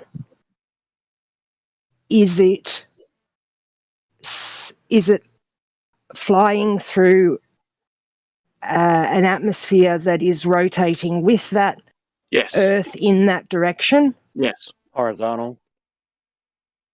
Yeah, like in a ball shape around. Yeah. The atmosphere rotates with the Earth, yep. Right. And is it your understanding that the plane has the momentum of the Earth when it takes off? Yes. Okay. Can we have a plane on the equator? Hey, Allie, Travis. Hi, I Brandon. moved you guys over here, so maybe I thought Travis could assist All Allie right, with mate. getting his screen set up or whatever. Cheers, mate. I've no clue what's happening. I can share it, but then anytime I try to press play or anything like that, it just minimizes for some reason. All right, I'll hang out here and see if I can help. Yeah, see if you guys can get it worked out. Okay. Okay. Now, let's get the plane to its destination, land, turn around, and start coming home. When that plane takes off, the momentum that it has, in which direction is that momentum? The west to east. So it's 1,000 miles. So it's going 1,000 miles an hour west to east. Yep. Yeah. Yep. And so is the atmosphere. And the atmosphere. Right. Can you show me west to east? Yeah, towards the east. Yes, that's right. So the plane is going towards the west because it's now going home. Right. But the Earth and the atmosphere that's still going, and the plane itself has the momentum of the Earth going in the easterly direction still. When it took off on the ground, yes, it did. But when it took off, it started flying. So let's imagine the plane moves at 500 miles an hour. It will then have 500 miles an hour going west relative to the Earth's surface. But it will, in space, it will be going. Rumpus, that's fine. Okay. 500 miles. Yes. How fast does the plane go? 500 miles an hour west relative to the Earth's surface. Takeoff. And the Earth's no, turning it's been in taken the off. other direction. We did the bloody on the ground. Listen, keep up, moron. Stop, Rumpus, please. We're doing so good. Yeah, we are. I was having a go at Bev, not you. Yeah, I know. Shit. Okay, so it's going 500 miles an hour in the westerly direction. Relative to the Earth's surface. Okay, so when it takes off sitting on the ground, it's going at 1,049 miles an hour in the easterly direction. Correct. The millisecond it leaves the ground, what happens to that It's momentum? still doing 1,000 miles an hour in the easterly direction, minus the takeoff speed. Right. Minus the takeoff. So when the plane gets to 500 miles an hour, it's still 500 miles an hour slower than what the conservation of momentum you said it had when Correct. it left It's still the ground. It's still rotating round. So, it's about 500 miles now. It's rotating round at 500 miles an hour west east still, but it's going relative to the Earth's surface. It's going 500 miles. Stop interrupting, please. That's my very next question. Can we please have some evidence that shows this massive difference in the plane being carried along with the atmosphere It's not a massive as difference. opposed to when it goes east, it's got 500 miles an hour. speed. Hold on. When it's going east, it's got 500 miles an hour relative to the Earth's surface, and when it goes west, it's 500 miles an hour relative to the Earth's surface, going in both directions. But what's happening? The whole thing's just rotating. Imagine an ant on a ball. Going one way, it can get up to like 1,500, and then going the other way, it's going. But not relative to the Earth. It can only get up to 500 miles an hour relative But to you're the Earth. saying the atmosphere is carrying it along, so it's doing the same thing as the Earth. It's going 500 miles an hour relative to the atmosphere. What you're trying to do is carry that plane along, but also still have it by itself in its second reference frame with the Earth turning underneath. You're trying to put both in at once. Yeah, he's trying to have that horizontal force, and he's trying to not have it. At the He same wants time, to keep that conservation he's of holding two momentum, positions at once. but it's also only in relation to the Earth. So it's in its second reference frame, seeing the Earth turn beneath it. But somehow he's also putting on that it conserves the momentum of the ground after it's left the ground. Relative to the surface of the Earth.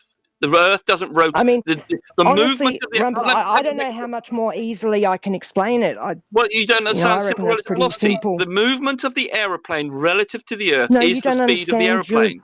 Oh, I doing do. both I at understand. once. Oh, you understand so much more than you realise. Really the speed of the aeroplane is its movement relative to the surface of the Earth. The fact the whole Earth and atmosphere is rotating as well is irrelevant. Frame.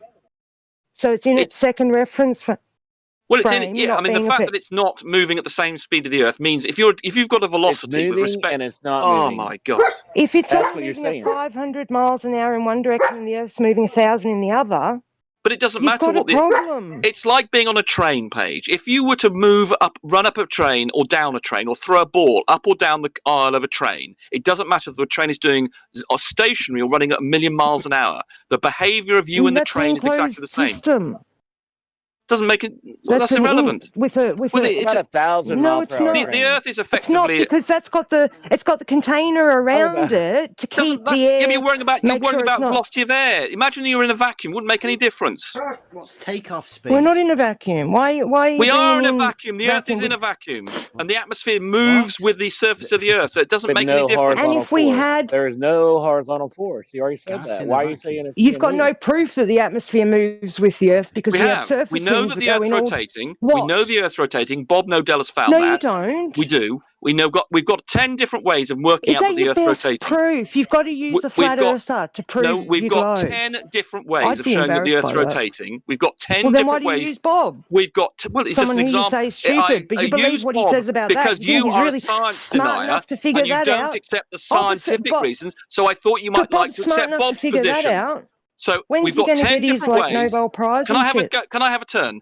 We've got 10 different ways. Sorry. We've got 10 different ways of determining the Earth is rotating rather than the 10 now. Yeah, please stop interrupting me. And because we know that the atmosphere is in there not going around at 1,000 miles an hour, but we know that the Earth's rotating, we can therefore deduce that the atmosphere is going around with the Earth's surface. So you deduce. You haven't actually proven. You've just. Well, it is deduced. proof. The fact that the fact you have a windless day and we know that the Earth's surface at the equator is going around at 1,000 miles an hour means that the air must be going around with it as well. Simple. Hey, Rumpus, along those lines, so the atmosphere is, in your model, being, it's moving in lockstep with the Earth. Is that a fair characterization? Yes or no? Well, obviously there's local winds. Yes or no? Yes or no? Well, there are local Fine, winds, so then that's... But in general, if we ignore local winds, if we ignore wind, the local is winds... it moving in lockstep with the Earth? Yes, if you want to ignore the local winds, So my then it is follow-up indeed going question- around. Thank you. And my follow-up question would be, by what mechanism is it moving with the Earth? What is causing it to maintain the same momentum as the solid underneath it, which would be the Earth? Right, good question, good question. Uh-huh. So, are you familiar with a belt sander? This is sort of, you have it on a belt and it rotates and it goes round on a machine that makes it spin round quite fast. Oh, please! I've never heard this one. Okay, belt sander. Let me get my notebook open so I can write this one down. Yeah. Okay. Right, That would be good. So there you have a belt with a sandpaper or whatever on it, and it goes around two like a rollers. treadmill.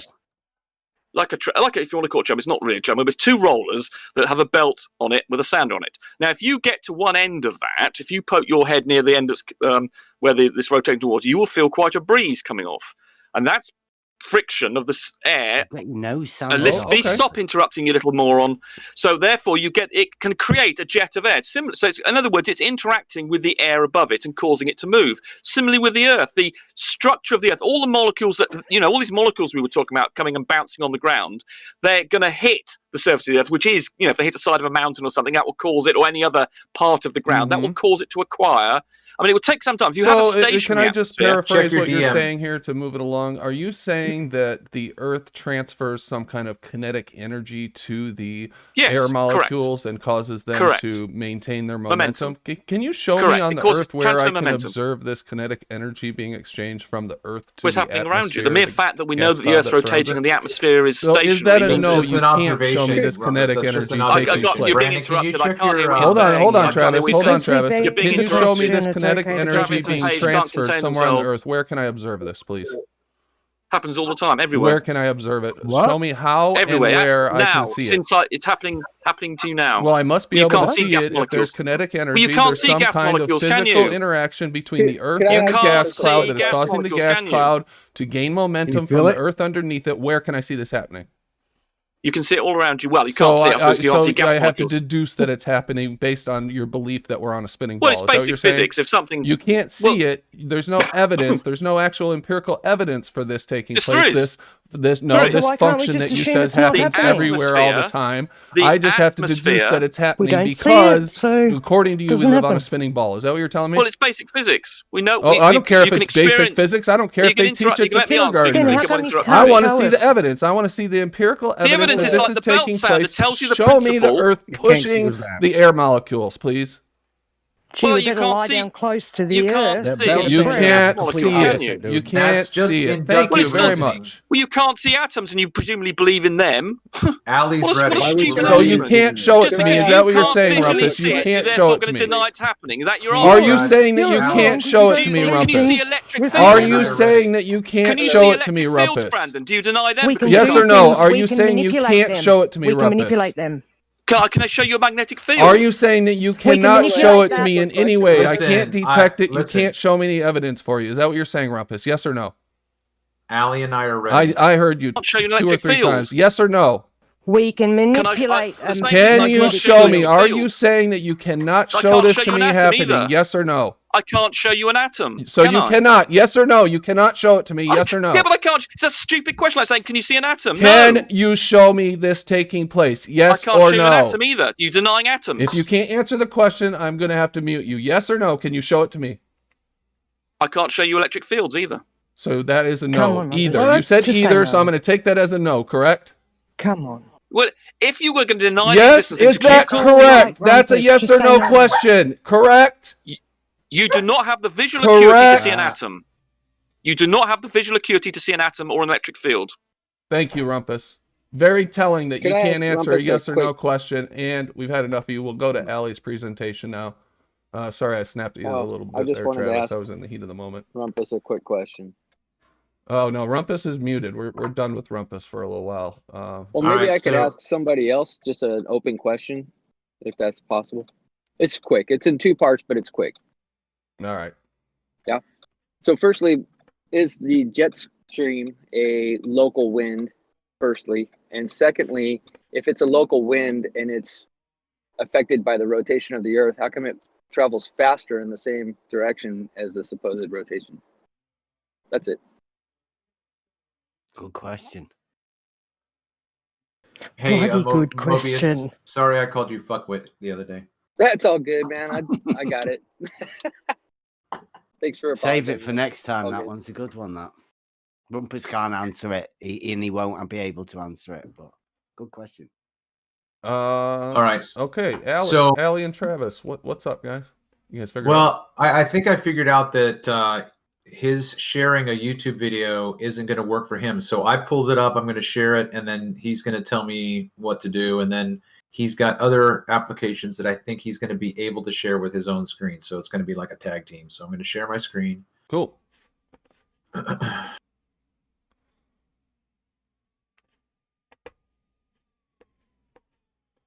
Oops.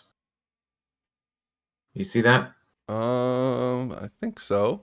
Yes, we see it. There's a radio mast or of some kind, or a mast. Yeah. Yeah. Yeah. All right, Ali, what do you want me to do? Okay, you hear me all right, Travis? Yeah. Yeah, I got you. Yeah. Just sort of play this. I was up about 25 meters, and this boat's about 5-6 miles. and you can actually just see it. It's actually miraging at the moment, quite early on. And if you watch it, obviously it just gets worse and worse. Oh, goody. Yeah, there we go. Now this is a sort of precursor video I've got lined up, hopefully, lined up after this. This was just really shows you what's happening. There's at the height I'm at, that boat, curve doesn't even come into it, horizon or anything like that.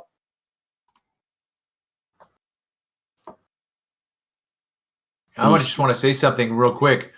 Yeah. I'm really amazed that a ship this large has so much movement at the bow. I can't believe that it's going up and down that much. Yeah, well, that's you can get about 4 meter swells in that particular water. Okay. So it's it's quite, when you see it. So in addition to any of the optical effects, there's a possibility that those 4 meter swells, 12-foot swells, are causing some of that of what we observe. Yeah. Okay. I mean, this is something that I see a lot. If you watch the back of the boat, Brandon, you can see the colour. I mean, the top half of the boats, the colour's kind of washed out already. But the sort of blue bands that you can see at the back, that tends to just wash out. Everything seems to go white. Now this type of phenomena actually gets worse if you go closer to the sea level. So that's 20 meters, 25 meters. You got like a little shark boat there going, opening its mouth. Yeah. Like, obviously, if you were standing just watching that from, sea level or 5 or 10 foot above, you would be inclined to think there's something else going on there.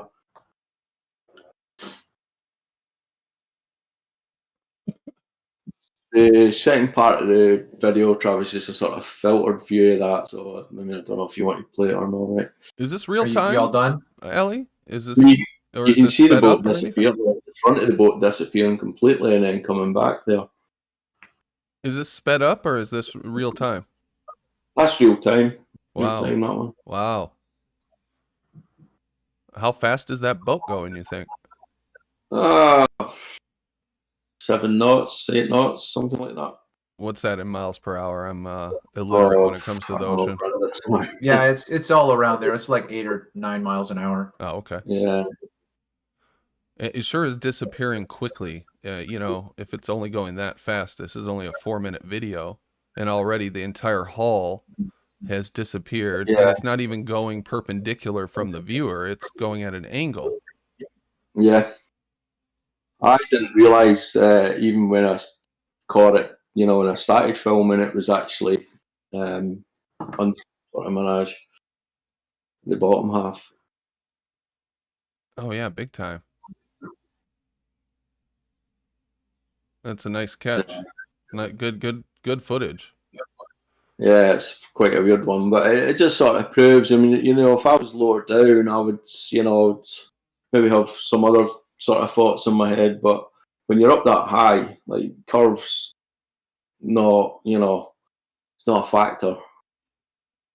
Oh, sure. Yeah. I mean, listen, there's no doubt that when people looked over the ocean many years ago and saw boats appearing like this, you can't blame them for coming to the conclusion that it's going over a hill. That's what it looks like. Okay, look, I'm going to stop it real quick because this is what you can see with your naked eye. Hold on. I'm going to try to stop it with what you can see with your naked eye. Hey, Travis, do you know where the location of the sun is in this? Well, it's going to be behind him to his right. Mm-hmm. Yeah. So like if you're looking at this with your naked eye, this is what you can see. You can't see any of that definition. You don't even know there's a mirage there. Yeah. Right. So, like, if this were a person looking with his naked eye, he's going to think that the bottom of the boat is blocked by the water. Yeah. But the bottom of the boat is actually up above the horizon in the band. Yeah. And he can't even tell. His eyes can't even resolve that image. So I mean, you can't blame anybody for thinking that's behind the curve or anything like that, you know. No, Travis, I understand what you were saying. It's behind, to the right, but I'm saying, was it at the closer to the horizon or above the horizon? You'll have to ask Ali because that's his footage. Oh, okay. So, what was the sun? Was it setting or was it like in like high, like a 45 degrees? That was the sort of winter time, so it probably wasn't quite setting, but close to it. Maybe another hour or 2 hours, it would have been gone, sort of thing. Okay, appreciate it. But yeah, I've filmed boats. I've filmed other boats from the same location, and they didn't do that. So it's same distance. Yeah, same spot, same distance, same height. Yeah, because they're going to be in the same shipping lane. Yeah, we're quite lucky in that respect. There's quite a lot of boats coming in out there. So you saw a similar boat, same distance from the same vantage point, and it didn't look like it was going behind a curve. Is that what you're saying? Yeah. Huh. Yeah. So which one do we believe? Humans of Earth, aka Gem? Do we believe the observation where it looks as the video Ali just showed us? Or do we go with the one that doesn't make it look like it's going behind something? Which one do we pick? You pick the one with the least amount of refraction. Yeah. Well, this next video will screw with your brain, Brandon. Or you pick the one with the most amount of curve. Yeah. Yeah. Right. I like to see both of them to study the sun. That's just my take. Right. Unfortunately, I've not got the other one, but I'll get it. I'll put it up. It's on one of my cards. That was just one I put up on YouTube show. I knew I had that one. But this next video will screw your brain quite a bit. Okay. If I can get, if I can share my screen. All right. And I'll plug your channel while you're looking for that. Okay, mate. Lots of good first-hand observations out on Flats' channel. Here's the link. Screen now. Let me see if you are sharing it. Yes, I think so. Oh, hopefully I'll be able to click here and you'll see. Now just to sort of, let's see if that comes up. Yeah, that come up, didn't it? Yeah. Can everybody see that? Yes, I can see it. Right. So just to sort of orientate where the camera was, over here, you know this bit says Burnt Island.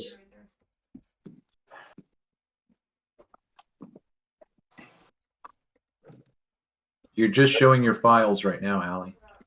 All right, mate. Hold on then. Hold on, I need to drag that back over here then. Can you see? Does that bring something up? No? I don't know what's happening again, mate. That's frustrating. Maybe you need to reshare just to that window with the video on it. Right, hold on a second then, mate. Okay. Give that a try.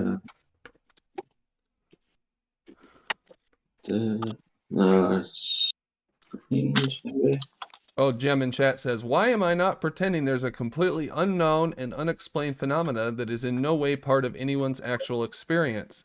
And the first thing that comes to mind when I read that sentence, Gem, is he must be talking about curvature or earth spin.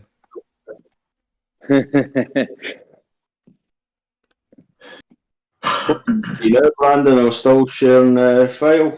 We see your no, desktop. We can see your now, desktop.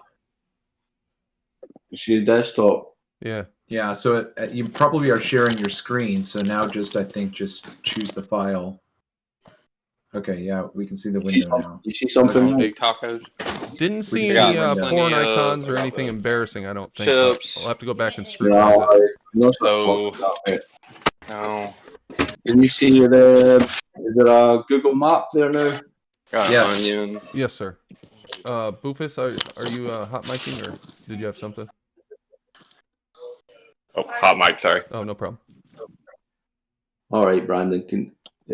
Have I got this map up now? Can you see it? Yes. Yep, we see it. All right. So the obviously camera location is over here, and the little yellow lines are the sort of shipping lane. If you can see that. Oh yeah, the yellow dots. That's the shipping, or the blue lines. That's Is the the shipping kind lane. yeah, in that channel. That's where these. It's the video I'm going to show next is. This is where these ships are. They're going sort of left to right. Okay. So they're almost going across your vision then. And you're Yeah, pretty much. Yeah. And you're at King's It's Horn something- at 20 feet viewer height, right? Yeah. Okay. Yeah. Cool. Just to let you see, these are the. This is the AIS information of these boats. Can you see that? Yes, we do. Heenville and Patrick. Yeah. So you can see they're not small boats by any means. No, those are large boats, all right. And bring this in. Okay. That's the metadata from the camera. Yep.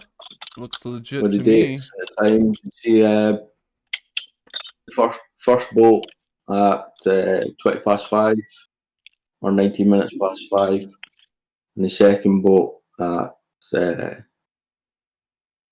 5:45, 20 minutes later. Wow. So on the left, that's that first. Now those boats looked not too dissimilar in their height. Maybe there's quite a difference, but the one on the left looks like almost the entire hull is behind the apparent horizon, and the one on the right, it looks like it's sitting on top of the water almost. Yeah, I mean they both do it's the same shipping lane when you look at the AIS information. I'll bring that back over. Okay. Really, just to give everybody a better idea, right? So you can still see where I am over on the left, and they sort of 3 green triangles. 2 of them are both the same boat. When you go on AIS and check that, but you can see where they are. Gotcha. And what I'll do is it this one? Yeah. Hold on. Do you know how tall those boats are? Just out of curiosity, how high out of the water they're supposed to sit, roughly? Don't actually, Brandon, but there'll be information. Yeah, it's not a huge deal. I was just wondering.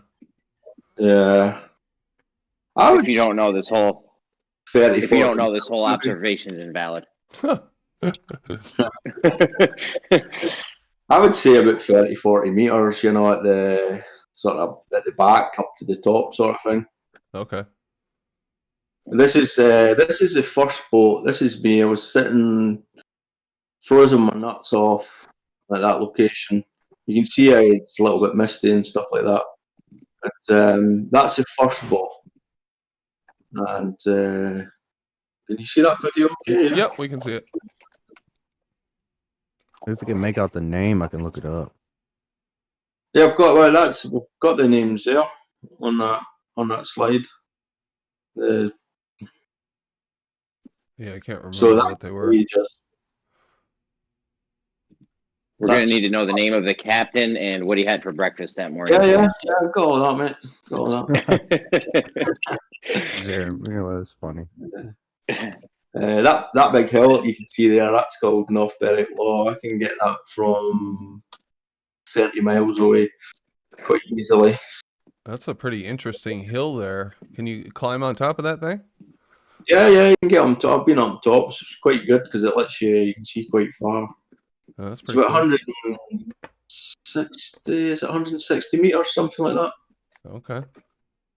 What I'll do is I'll just speed this up a bit because the good bit happens when this boat gets past all the land to the left there. Sure. I'll just sort of, let me see. So that's it going, obviously, in these shipping lanes. Probably these boats are about, at that point, 12 miles away. I'll just speed it up. You can actually, if you watch the back of this boat, you can see it going like, you see the video I played just before there. On Travis played the YouTube video. If you watch this boat, it does the same. That blue band at the bottom will start disappearing. I'll just sort of click it on a couple of bits just to.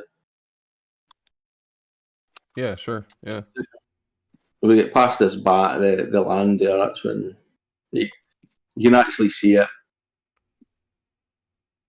Sort of, you can see it now. You see the sort of square box on the bottom. Oh, interesting. I'm noticing that the sun doesn't appear to be in the same location as the other video. Well, it is actually, but this is a sort of.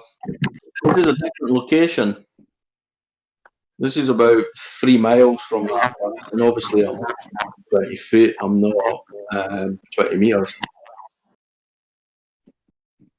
The sun always sets to the west behind. These boats are going out the channel into the North Sea, east side. Oh, Bandsaw, we're picking up some feedback from you. Possibly you too, Jeremy. My bad. Oh, no Can I ask a question on this picture right here? Yeah. If you pause that real quick, what do you think's a further distance? From the left, horizontally, all the way to the right, or straight out in front of you to the boat? The left, the land, sort of. Because I seen earlier. Sorry, you was answering me.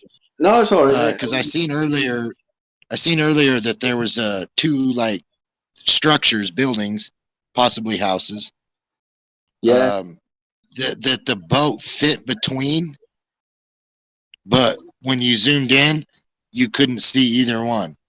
Like, so the boat fit between them. You see what I'm trying to say? Yeah. The distance between them is much greater at the hill, the trees on the hill. Yeah. The distance is much greater than straight to the boat.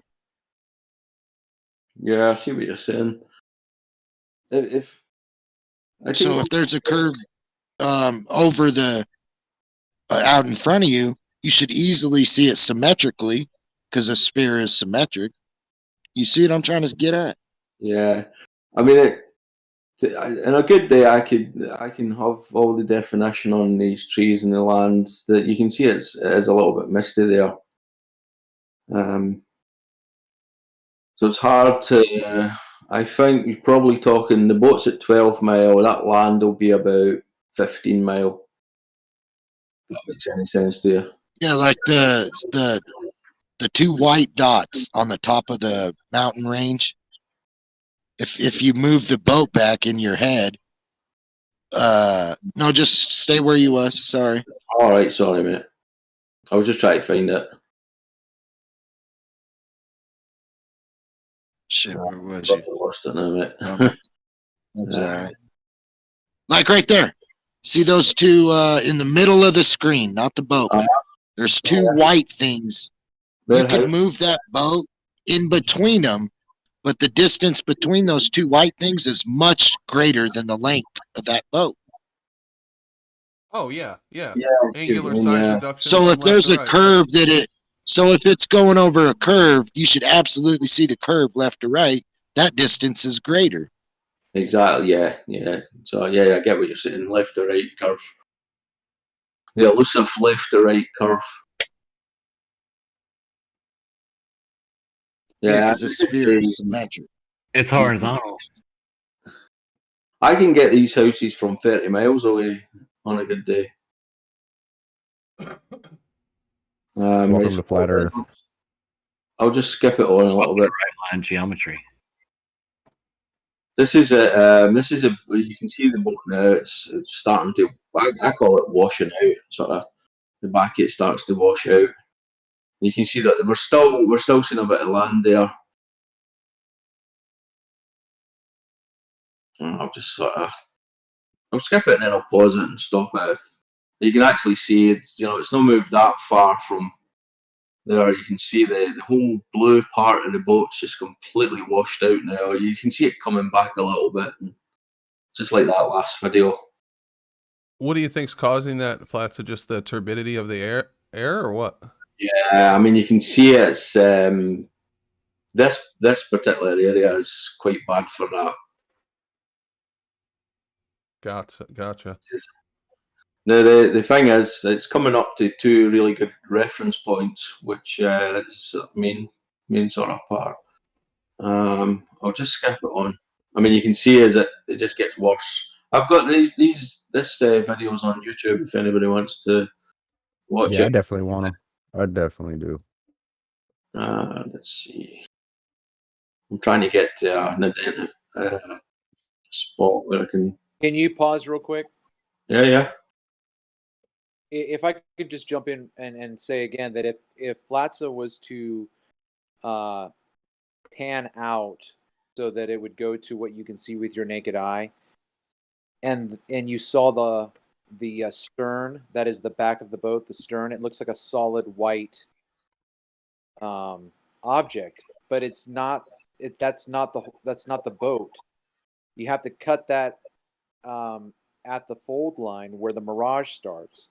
Where that fold line is where the entire boat is on the water.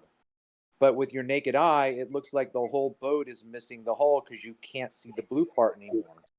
Yeah, definitely, Travis. Would you say that's a horizontal reflection, Travis? Well, this is what I did the other night on with Brandon. Is that mirage is not a 90-degree angle? It's on the x-axis. So if that's what you mean by horizontal, then yeah, everything on the horizontal is reflected right there. Yeah. And but with that is that degree of angle is a certain amount of distance that we have no idea what that distance is. Like if you're right next to the boat, you'll see the actual boat mirrored in the water, right?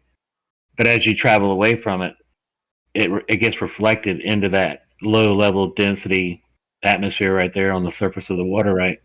Right. So if you were close to the boat, like you just said, and the water was very smooth, you could see the reflection on the water, but on that horizontal surface. Right. But yep. if you move, but if you move away at the right distance, that reflection on the water will transition into the air and towards you, right? It comes towards you, right? Yes. To your feet. All right, I'm done. Hey, Travis, I'm not trying to cut you guys off. Travis, I'm gonna do some observations here soon. Wouldn't you agree that if I mark the variables of the location of the sun, like if it's 45-degree angle, 35-degree angle, just mark it down while I put it in the observation? That is not going to hurt. That would always be all the information that you can include would be fantastic. Yeah, I agree with that. Although I haven't done that for this, but I agree with that. That lighthouse there is a little lighthouse called Fidra. You probably heard Miles Davis going on about it a few times. But that's 15 miles from the camera, and you're not supposed to be able to see the bottom of that. Although this is quite a bad day, and there's definitely things happening in the conditions here. But that's quite good. What gives you sort of reference point, so you can sort of look at the AIS data or the marine maps, and you can get the coordinates of the boat, and you can sort of reference that with the actual island there. But you can see what I'll do is I'll just sort of skip it on. You can see it's just this boat's getting worse. If you can, I've got some stills of both boats here at Fidra, but you can see the height of the boat, Fidra.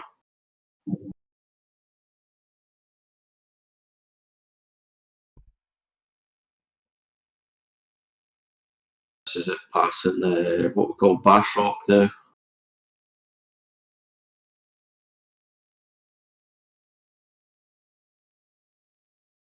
That's that rock directly in front. That's what Bass Rock is. That's called Bass Rock, yeah. Okay. So you can see the lighthouse is there's part of Bass Rock missing here because that's the lighthouse. Gotcha. Okay. This is a bird sanctuary. It turns white when all the birds congregate on it. The Bass Rock's basically 20.5 miles from the camera. I've got something interesting to show you about Bass Rock. So that's if you were to just look at this boat here, you would be like, "Wow, that's a slam dunk. That's curve. That's there's no other explanation for that." Oh you yeah, can if you see take that at face value, yeah, right. You can see obviously what happened to that boat as leading up to that point. Now, this is the second boat. Now, I didn't notice this second boat. I was ready to pack up, and I noticed this other boat. Now, that was like 20 minutes later. And you can see I caught it. You can see the land in front of the boat.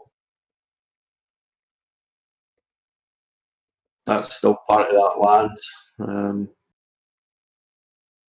So you can see there's a marked difference in the sort of visibility of this boat, or it's not miraging or anything like that.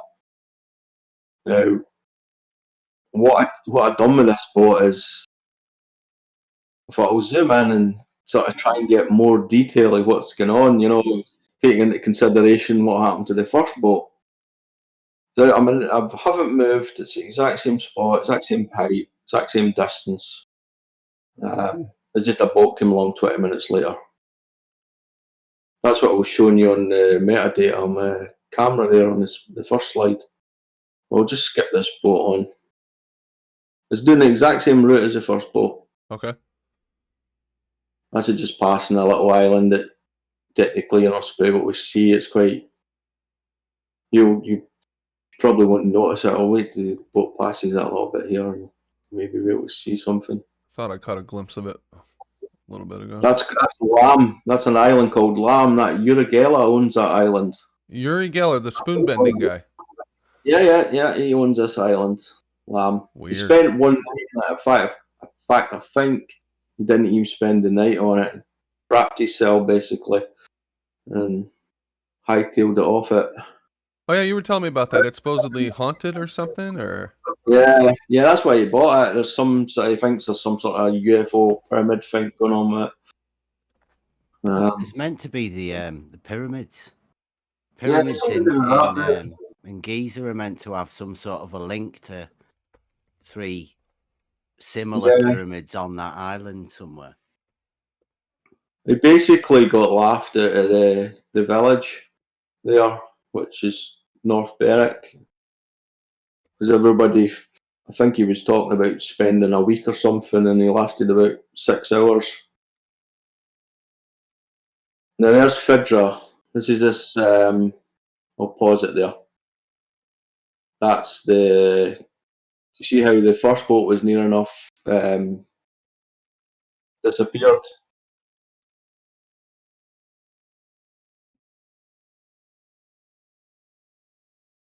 Can you hear me all right? Yeah. Yep. Sorry. Yeah. Sorry, Brian. Can you go back to the first boat? Can you put the first boat back at that same position? Yeah, I think I've got a picture there. What way we're going here? This way.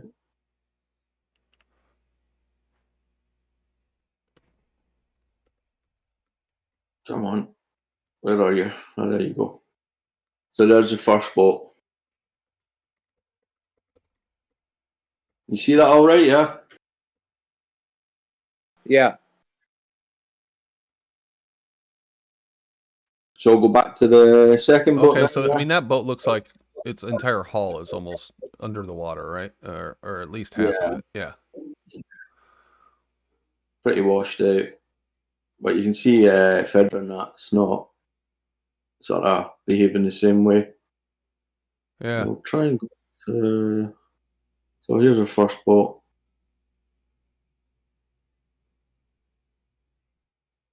Second boat, sorry. Oh, there it's at Fedra there. You see that? Oh yeah, yeah. So there's nothing. I mean, I kept waiting for something to happen to this boat, Brandon. You know, so I was like, wow. Well, the first boat sort of disappeared. Yeah, there appears to be quite a difference in the amount of the boat that is obstructed from the first to the second one. Oh, definitely. I mean, the first boat, the whole blue part, you know, the whole bit at the back was completely gone to this point. If I could just jump in, I would say that what we're seeing here with the lettering, it looks like there's 3 different levels to the lettering: top, middle, and bottom. The very bottom one, to me, looks like it's messing around with the criterion. Okay, so there's no inferior mirage, but if you go to the first boat, you have a massive inferior mirage. Yeah. Yeah, I mean, this is probably another thing, Travis. It's dynamic, so it's getting worse as it moves in or out or across the mirage. And this is like 12 miles. So just think about real quick. If you're standing there and you have nothing changing in your area as far as you know, like the temperature's all the same, wind's the same, but you're looking over the same distance, but out there something could be going on and you have no idea what it is. Yeah, yeah. Can I say something? Can y'all hear me? Yep. Yeah. Shipping channels near these mountains like this, you're going to get this variation. Like you can get it 10, 15 minutes apart because the wind and the turbulence is what I call it. The wind coming over that mountaintop is going to create a different mixture. Any sudden wind change or wind direction, you'll probably notice, your optical effects changing. What you're seeing in distance will definitely change. And when I've talked to a lot of people, and it's usually when one side has a mountain, a hill, or it's not a flat, surface around it. Yeah, so that might be what you're getting if you're getting them real quick like that. Oh, definitely. I mean, that the lighthouse you can see there, I time-lapsed that, and it was pretty windy. I mean, that point where I stand is pretty windy. You're getting battered with all the wind that's coming in from the North Sea area. I time-lapsed Fidra, and it was down at the water level, and after about half an hour it was up where it is, where you can see it just now. It was pretty windy, so I kind of had an idea that something was going to change. It was just a bit lucky actually catching it. But I'll just skip that on a little bit, just to get you can see Bass Rock in the background there again. It's quite faint. But you can see this boat hasn't suffered the same effects as the first one 20 minutes earlier. I think I've got a photograph somewhere. Is it this?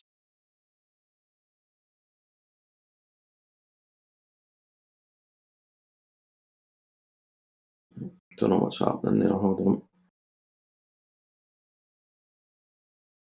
Keep having to drag the two screens. You see that okay? Yep, we can see it. You can see it, yeah. Yeah. So wow. That's them pretty much. I mean, obviously the boat on the bottom has to come along a little bit to get to the same sort of part on Bass Rock, but you can see that shape there on Bass Rock. That's a hell of a difference there. Yeah, it doesn't take much. We're being told the top one is the normal, right? Earth curve, bulge of water in between us, and the bottom one is refraction. And it's the total opposite. It's bizarro world, opposite world. I've mentioned this before. George, over 2.7 miles, has admitted to over 40 foot of difference in the horizontal objects in the distance just because of the afternoon air. So, 20, 10, 15 foot is nothing over 10 miles. 40 foot over 2.7 miles has been documented by a so-called surveyor, but someone who puts a horizontal crosshair out, over the same distance all the time with known distances to known elevation spots and gets 40 foot differences just because of the afternoon temperatures. Yeah, I mean, there's no two ways about it. The atmosphere is causing these conditions, but in the space of 20 minutes, there was one boat that you would say it went over some sort of curve, and then the second boat, then quite hard to explain that. This is you can find this video. That is really excellent observation. Can you show the Bass Rock one again? The comparison with the Bass Rock in the background one more time? Yeah, hold on a second. Sure. That's it there. Yeah, that one. I'm just going to capture a screenshot of that because that is really... Yeah, I was actually going to try and expand it there, but it's not working, bro. Oh, that's good. Thank you.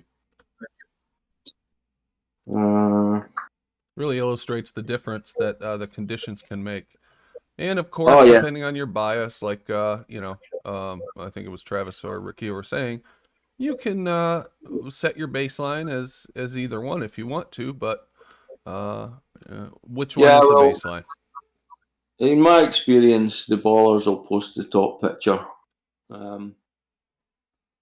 That's and to be honest with you, Brandon, there is a lot of times you can go out there and that's what you'll see. It's not until you get it, conditions a bit better. Well, let me jump in just real quick, because exactly what Platza said is that they'll show us the top photo and say, look, there's curve, but we were just watching that boat travel through an inferior mirage. So they think that there's no refraction going on. But we just watched demonstrable real-time footage. And now the ship is farther away. The mirage is at a more acute angle that makes it harder to tell that it is there. And they don't understand, as Cleary pointed out, that you're looking over the x-axis, which is a horizontal.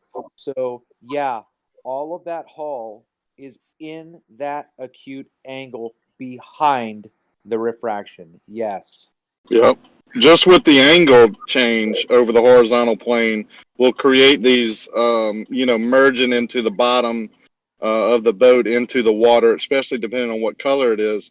But when you add in all the atmospheric conditions, it really can get funny. So I think we all know now there's, you could drum this beat every day and people won't get it. They just don't want to get it. They can't because it just interferes with their whole worldview. But a lot of people are getting it. So great work. I appreciate it. I mean, if you're a baller and you captured the exact same observation as that, the two videos, what one are they more likely going to display? The one on the left. I think it'll be the one on the left. Yeah. So I did notice that the zoom is different in these two pictures. How close is the distance to the boat? Is it just a matter of where you had the camera zoom at the time? Or?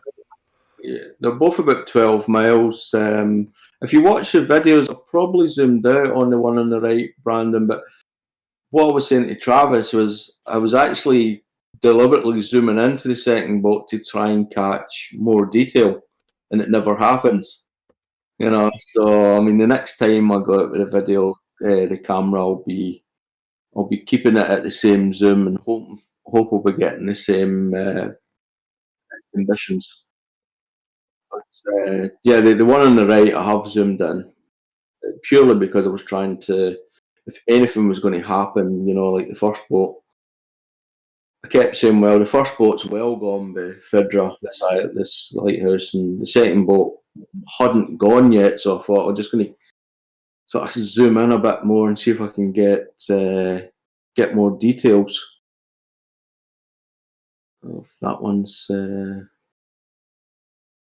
right. Lastly,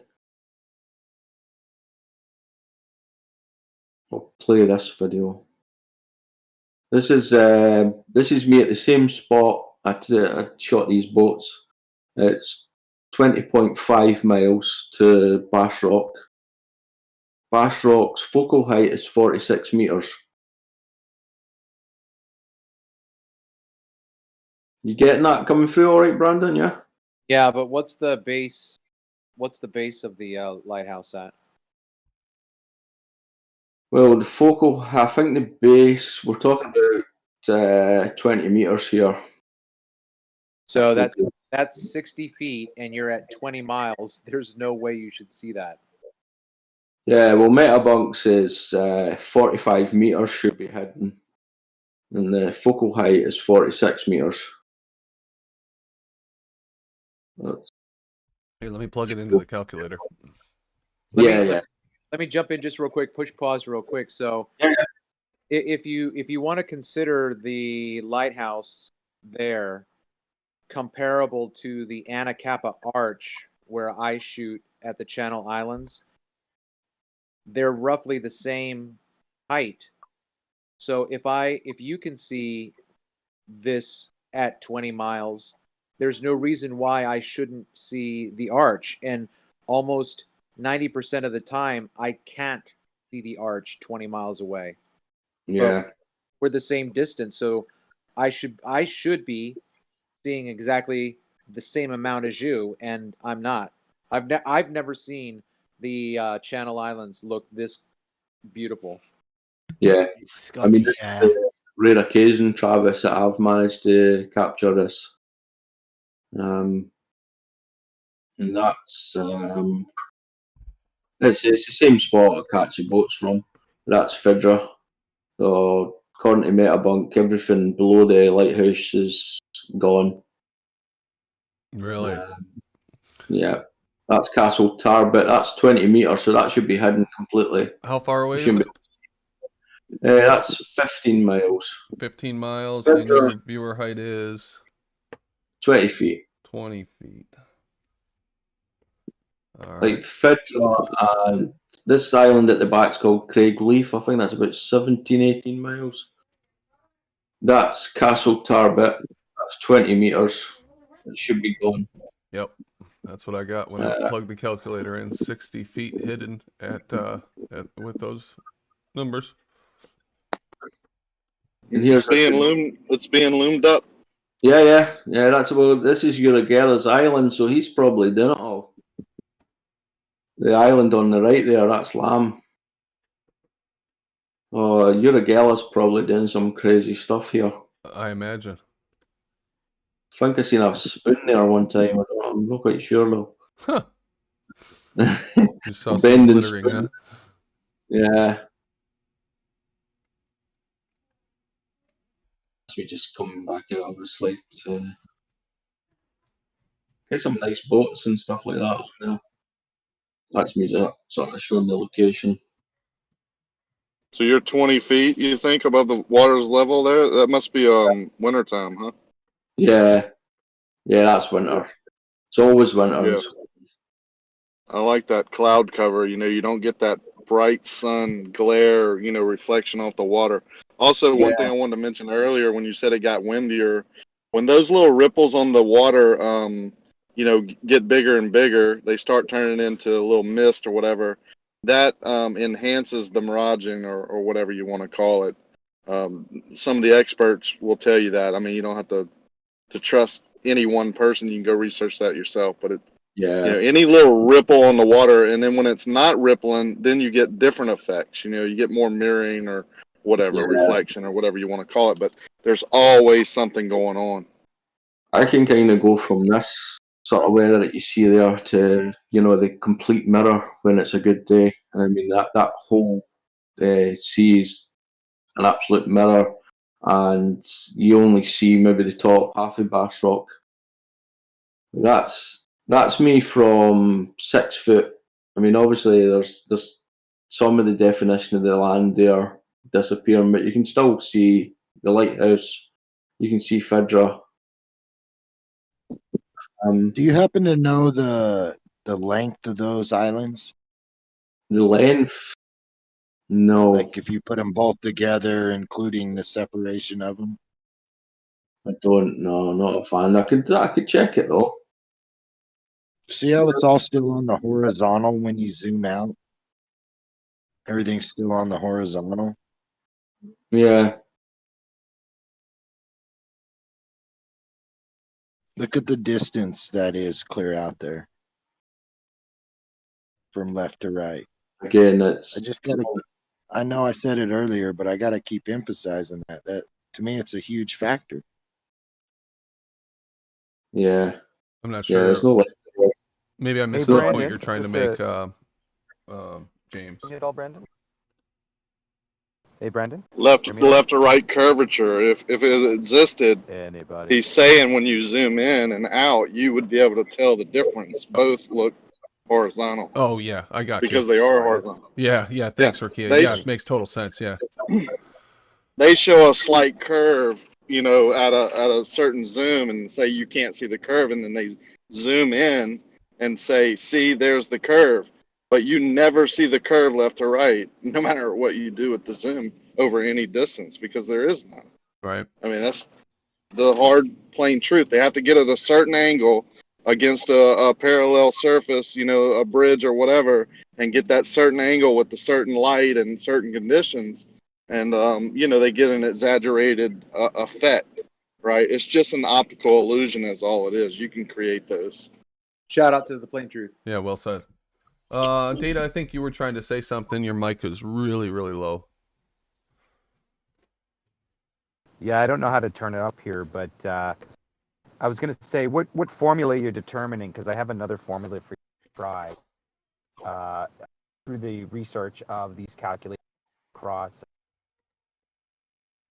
miles to get the drop. You'd go 15 by 50 by 8 divided by 12. But then to get the actual drop, you go 53.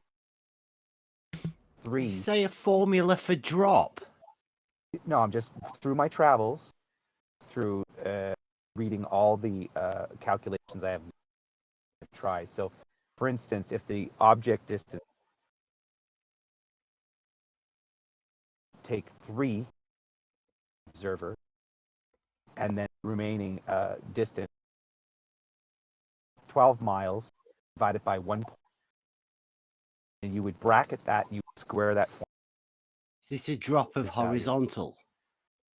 No, it's just a quick calculation that they hijacked. For the drop of what though? Well, there's no drop. I'm saying that. What's the calculation for then, Data? What are you talking about?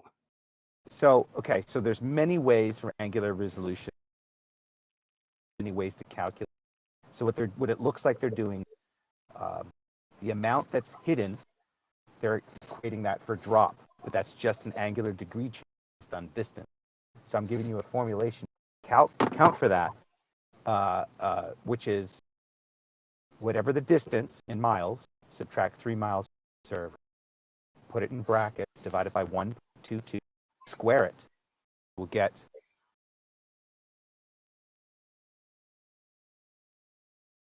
Did he just cut out? Yeah, I couldn't hear that. Yeah, it was really low, Data. It's really tough to hear you. But what are you showing on the screen right now, Flats? I saw one that looked like there was a ton of compression It looks like a lot. Oh, yeah. Yeah. I mean, can you see that image that's on there, Brandon? Yeah, with the base rock comparison, yeah. Yeah. So the tops is sort of what I would consider as normal conditions. You can see Bass Rock, you see the lighthouse, you see the land below it. There is a little bit land missing there, but not too much. The Fidra, and the second image in the middle is Bass Rock, where it was slightly compressed, well, at 20 feet up. If you go down to the very bottom, you've got Bass Rock at 8 feet. So the lower you go, the more they get compressed. Basically, I'm just trying to find the video that goes with that. That one in the middle, I mean, it looks like it's compressed big time. Yeah.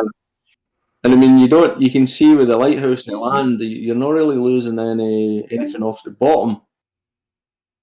Even at the very bottom at 8 feet, you can still see the lighthouse and the land below it.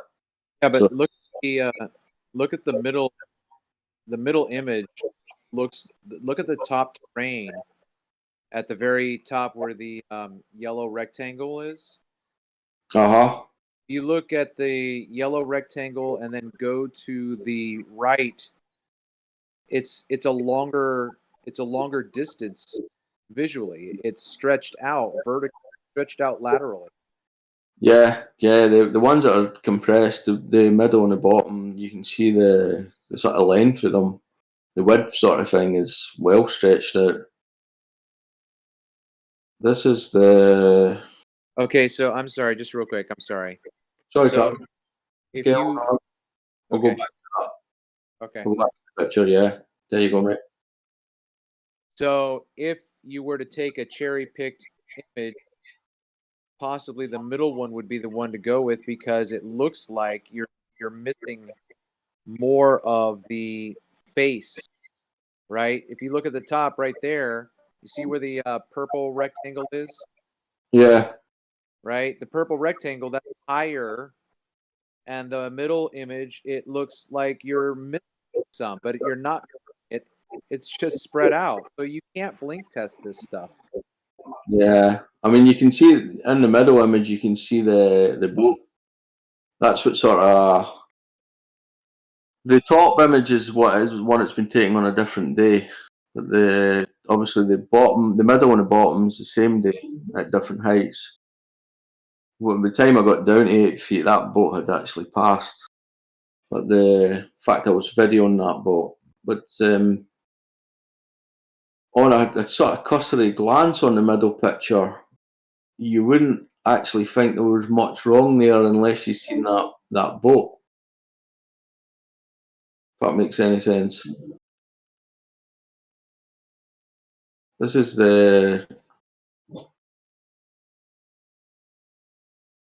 that's the video. Can you see that all right? Yeah.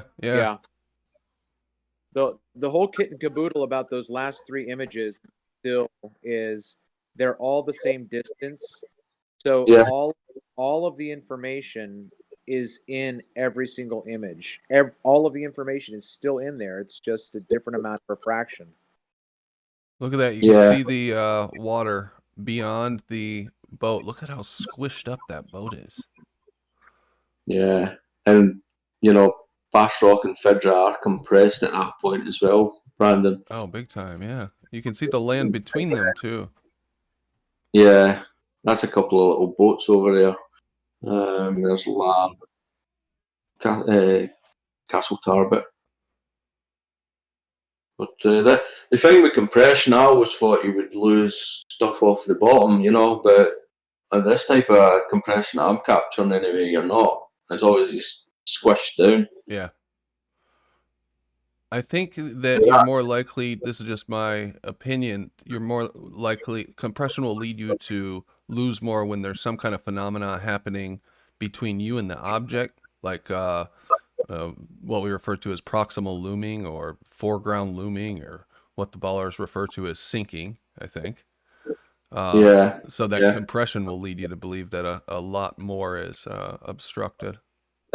The problem with that, though, Brandon, is that with proximate looming, in my observations and analysis, the proximate looming happens closer to you and then creates the horizon. And then beyond the horizon is where you are going to get perhaps compression.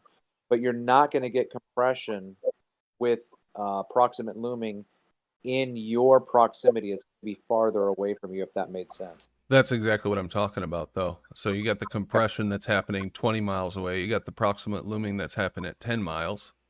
And those two combine, theoretically, because I have no way of proving this, that would obstruct more of that background. Well, that bottom picture there, Brandon, I tried to blow it up a little bit just to give you. Can you see the bottom image okay? Yeah, yep. Yeah, right. Well, probably not done it any justice, but if you can imagine that's what Bass Rock looks like at 20 miles.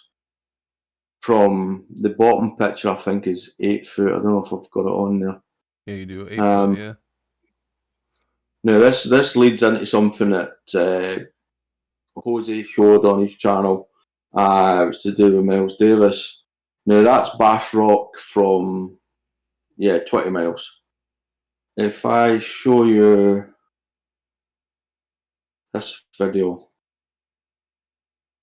that's me at Dalgety Bay. This is the area Miles was when he showed Bass Rock, which I think it's about 29 miles from here. But you can see how that boat's compressed there and stretched. You get some pretty weird and wonderful conditions on this stretch of the water. Wow. Now, this is I'm 10 miles back from that position, if that makes any sense to you. The stuff that was showing you Bass Rock there. Now I've come back 10 miles. I'm 10 miles. So I'm about 29, 30 miles away from it now. Now, if that boat hadn't been there, I wouldn't have known there was any compression because you can see this channel marker here. It looks all right. You follow me? Follow me so far? Yep. Oh yeah. So Bass Rock is off to the left, and it's 29 miles away, 30 miles away. Just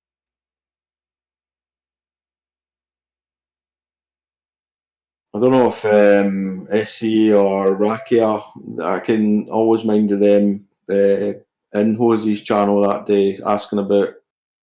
Miles Davis showed something like that. You see Bass Rock in the background there, on the to the left.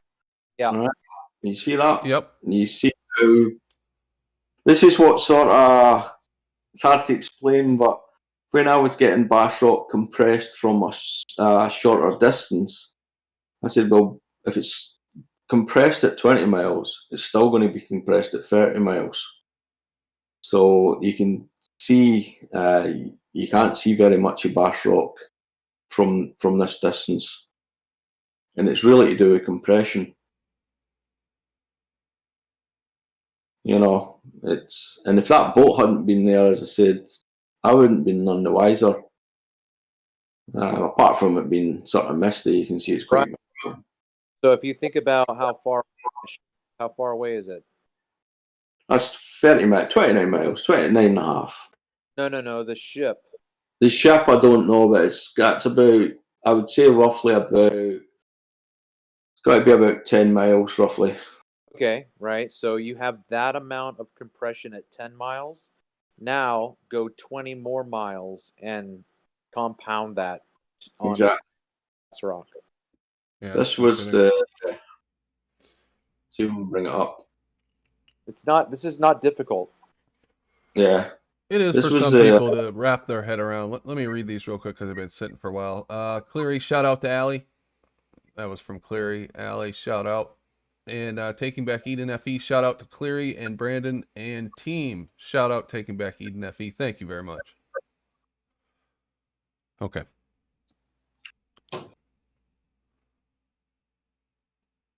Shout out Refract. You see that? Can you see that image that's on the screen just now, Brandon? Yes. Well, this is one. I had to clip it from Hosey's show, but Miles. This is Miles Davis. It's showing Bass Rock, saying you can only see like a third at the top or something like that, but it's basically compressed. And this is the boat. You see this boat is starting to wash out. It's not the best image in the world, but that's the telltale signs. These conditions, this boat starting. This is from Miles Davis, his video or some of his footage. You see the channel marker there's sort of all right, but the boat's on the verge of starting to wash out. Bass Rock in the background there. But Miles had presented this as curve. Oh, of course. So there's my video there showing the boat is compressed. Wow. And then Bass Rock over here. Can you go back to the other image? Yeah, give me a second, Travis. Let's see. This one. Yeah. Are you guys in the same spot, or are you? Were you as close to his spot as you could, or? Oh yeah. I told you I met him one day here. Yeah. So yeah, I know his spot. My point is though, if you go now to the video and watch the buoy and the land to the right, watch what happens. Yeah, well, hold on a second, Travis. Try to see if we've got that. So I'm probably, this is a little bay, and you can walk all the way around it. Let's see the video. I don't know if I need to.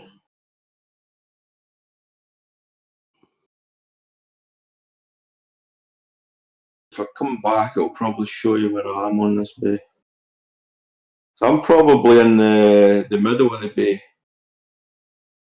It's not far. The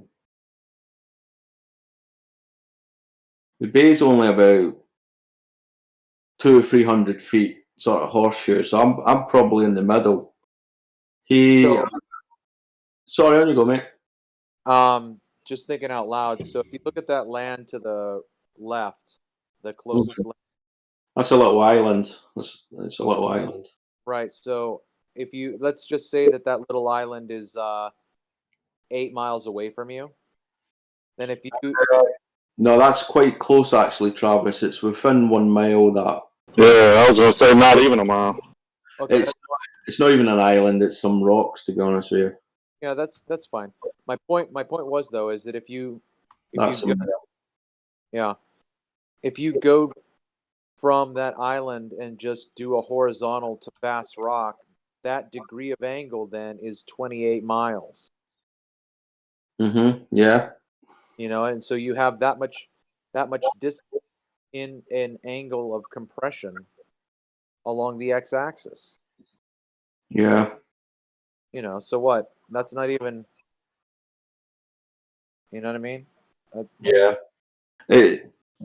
It just sort of bugged me because this is a typical kind of image you will get at Bass Rock from this location, but if you come here and you see Bass Rock like that, all you need to do is drive 10, 15 miles further up the coast, and you'll actually see Bass Rock is compressed from closer. So that's the way you would do it. I would like to think if Miles Davis is going to show pictures like that, what he needs to show is Bass Rock from further up the coast in the same day.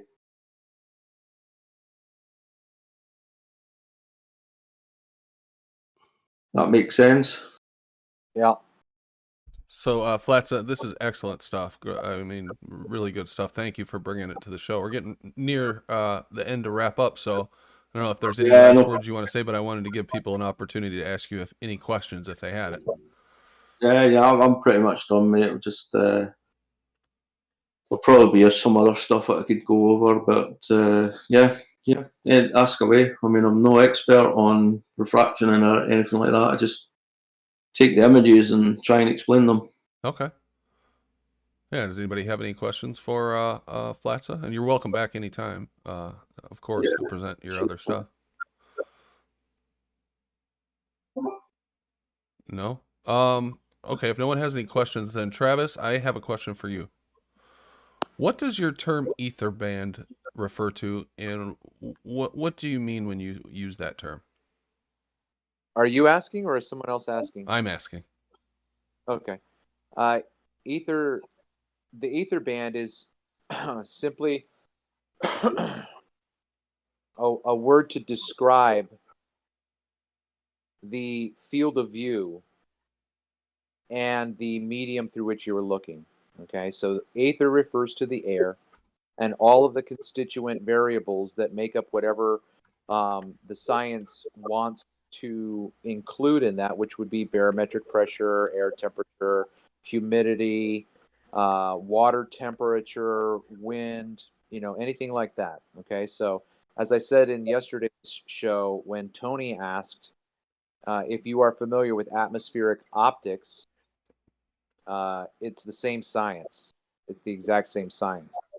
But the discussion narrowed down to observations that we are making, and that band, the band then refers to either the entire field of view in a photo or a smaller, narrower portion. So the ether band is simply a term to describe the interpretation of observations over aquatic distance right now for me. Does it have anything to do with the theory of ether, the Michelson, Morley, and all those guys were looking into? Well, for me, the long and short of it is no, because when I first was doing my observations, I did want to distance myself because I was asking questions that I felt the atmospheric optics weren't asking. So I felt that there was justification to start to highlight different interpretations. So I was breaking away and wanting to something to be identified with I was making. So when I looked up different words for my term, one of the first ones I came across was the term aether. But when I came across, and I can't find that entry anymore. I didn't think about logging it years ago. But the very first thing was aether, and I saw that one of the primary meanings was just simply the air, the sky. So I was like, oh, that's pretty cool. I'll just use that. I had no idea about the luminiferous ether, none whatsoever. So it's not, I don't use it in terms of that. But if you think about it, you're still looking through the air, you're still looking through the sky. So I don't have a problem using it. Would you say it's fair to categorize it as kind of a nickname that you've given the phenomena that you see in your field of view? No, because it's describing the observation rather than the phenomenon. I'm not trying to identify mirages, right? I'm not identifying the mirages. Like when you wouldn't believe this, but I'm sure you would, right?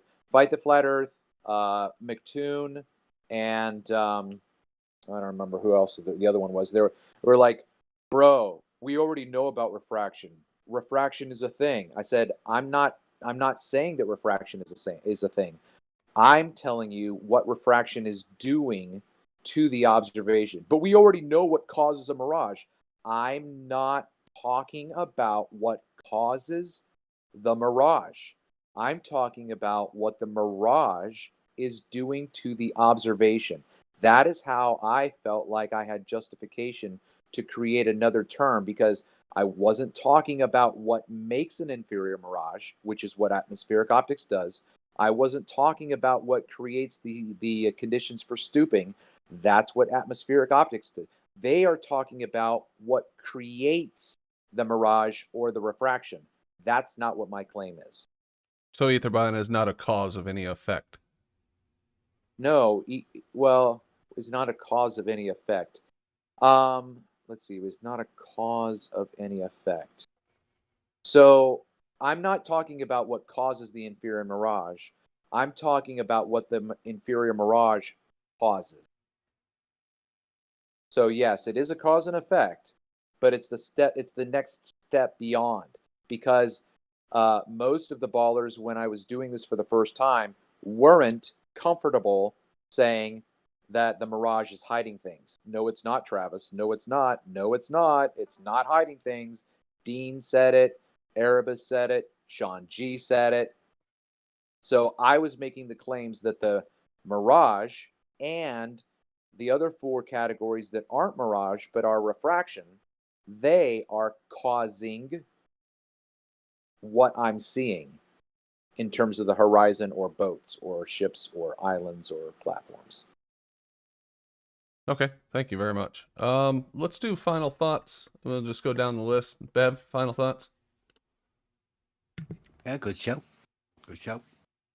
Well done, Ali. Is he still here? Is he gone? I think he did drop off.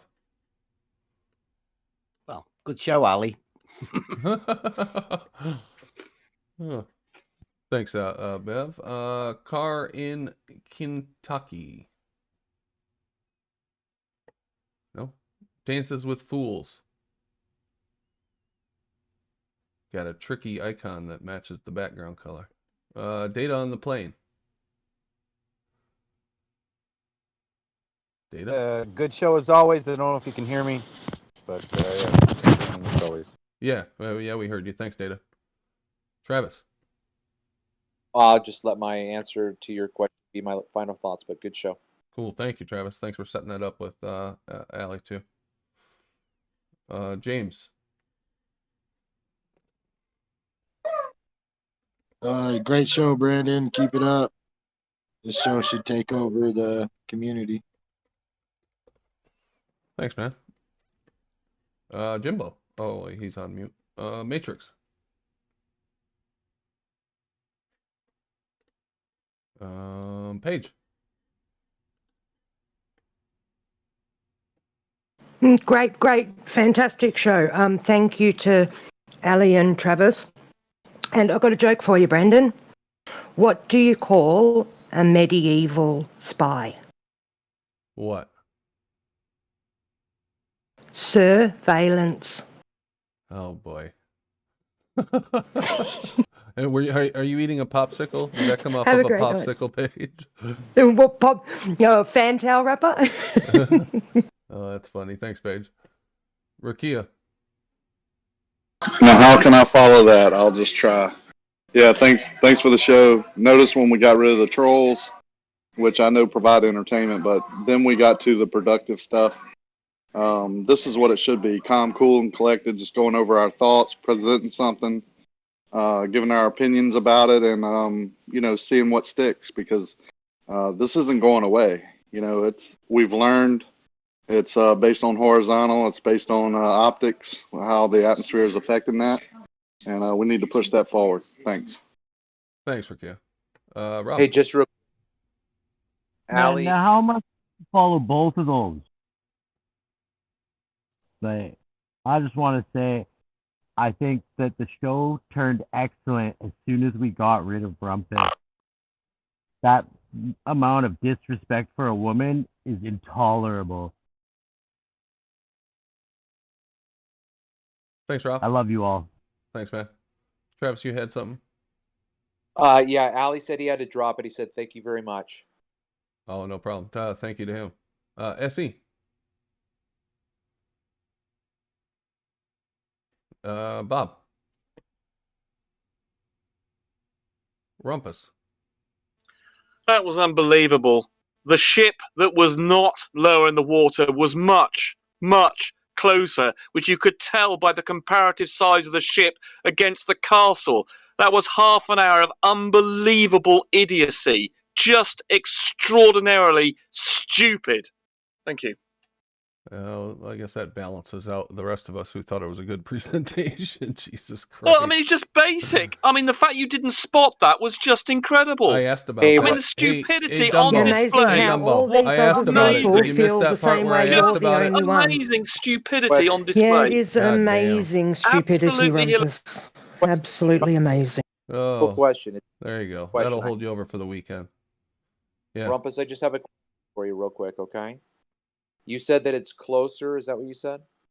That's what he said, yeah. Oh, he's not going to be able to answer. Did you put him on mute? Yeah, and he deafened. Yeah, he just wanted to get one last shot in there. Okay. All right. Yeah, and I asked him about that, actually, if in case anybody bought into what Rumpus just said.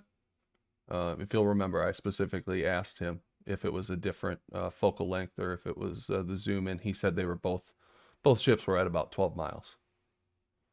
So just cropped differently, taken from different parts of the video, different zooms. I don't think that impacts the observation or the analysis that we did at all. But nice try, Rumpus. I guess those are my final thoughts. Thanks again to the panel. Thanks for coming on the show all week long. And it's been fun. We'll see you on Monday. Don't forget, tomorrow at 11 a.m. Eastern Standard Time, 4 p.m. London time. I have no idea what time that is in Australia. You guys are on your own. I'm going to be debating with Fight the Flat Earth. So we'll see how that goes. Anyway, thanks again, guys. Oh, yeah, on your channel? Yeah, it's going to be here on my channel. Yep, he'll be simulcasting it on his channel. Don't go over there. Come here to my channel. Oh, absolutely. Yeah, watch Are it. you? 11 a.m. We'll be there with bells on, Brandon. Don't you worry. Cool. Brandon, are you having a moderator? No, I don't think so. No, just one-on-one. Okay. Yeah, I specified that I wanted one-on-one because what those guys tend to do is either him and what is that? The Beaver guy? I can't remember what his name is. Or Red's Rhetoric. They tag team up on one person. Although typically they find a Poe to tag team up on. I don't know where they get some of these people, but they know what they're doing. So you're oh, Bandsaw, your mic's open. Oh, sorry, man. Sorry, buddy. Oh, that's all right. What'd you say, Travis? That's what I said. I was hearing too much scratching. I had a hard time hearing you. Oh, yeah, sorry. Yeah, sometimes I don't pick up on that stuff when the mic's open or stuff. I'm really good at ignoring background sound after having lived with kids my entire life. So if you guys hear something, I'm not as sensitive to that stuff as other people. Feel free to say something. It's not scratching, Travis. It's ballet manipulation. Okay. Well, I tell you what, Brandon, we did warn them way back at the beginning that it would only take, it's only a matter of time. You know, all we needed was enough time, you know, for people to go out and make these observations and do all this kind of stuff. So, you know, we're not going anywhere. This isn't going to go away. I don't know what they think. You know, one day we're all just going to magically say, oh yeah, it's all right, we were stupid, it's a ball. That's not going to happen. No, it's not. So, Brandon, did you wind up the other show yet, or the other channel? No, it's still going. I got one more thing to say, which is Cleary, $2. Ether band equals horizontal 3D destiny band. Horizontal 3D destiny band. See, you thought I forgot, Cleary. And then you talk shit, and I didn't forget, did I? No, thank you very much. I appreciate it. No, I haven't wrapped it up. I'm going to do so right now. I'll be back. All right. Thanks, everybody. Hope you enjoyed the show tonight. It was kind of two halves of two completely different shows there with Rumpus and his manic mania. Yeah, that works. And Flatso with his very calm and collected observation analysis. Good stuff. Thanks for everybody who supported the show. Shout out to the mods, the channel members. Always appreciated. And everybody who took part in the chat or listened to the show. Thank you very much. See you tomorrow at 11 a.m. Eastern Standard Time, 4 p.m.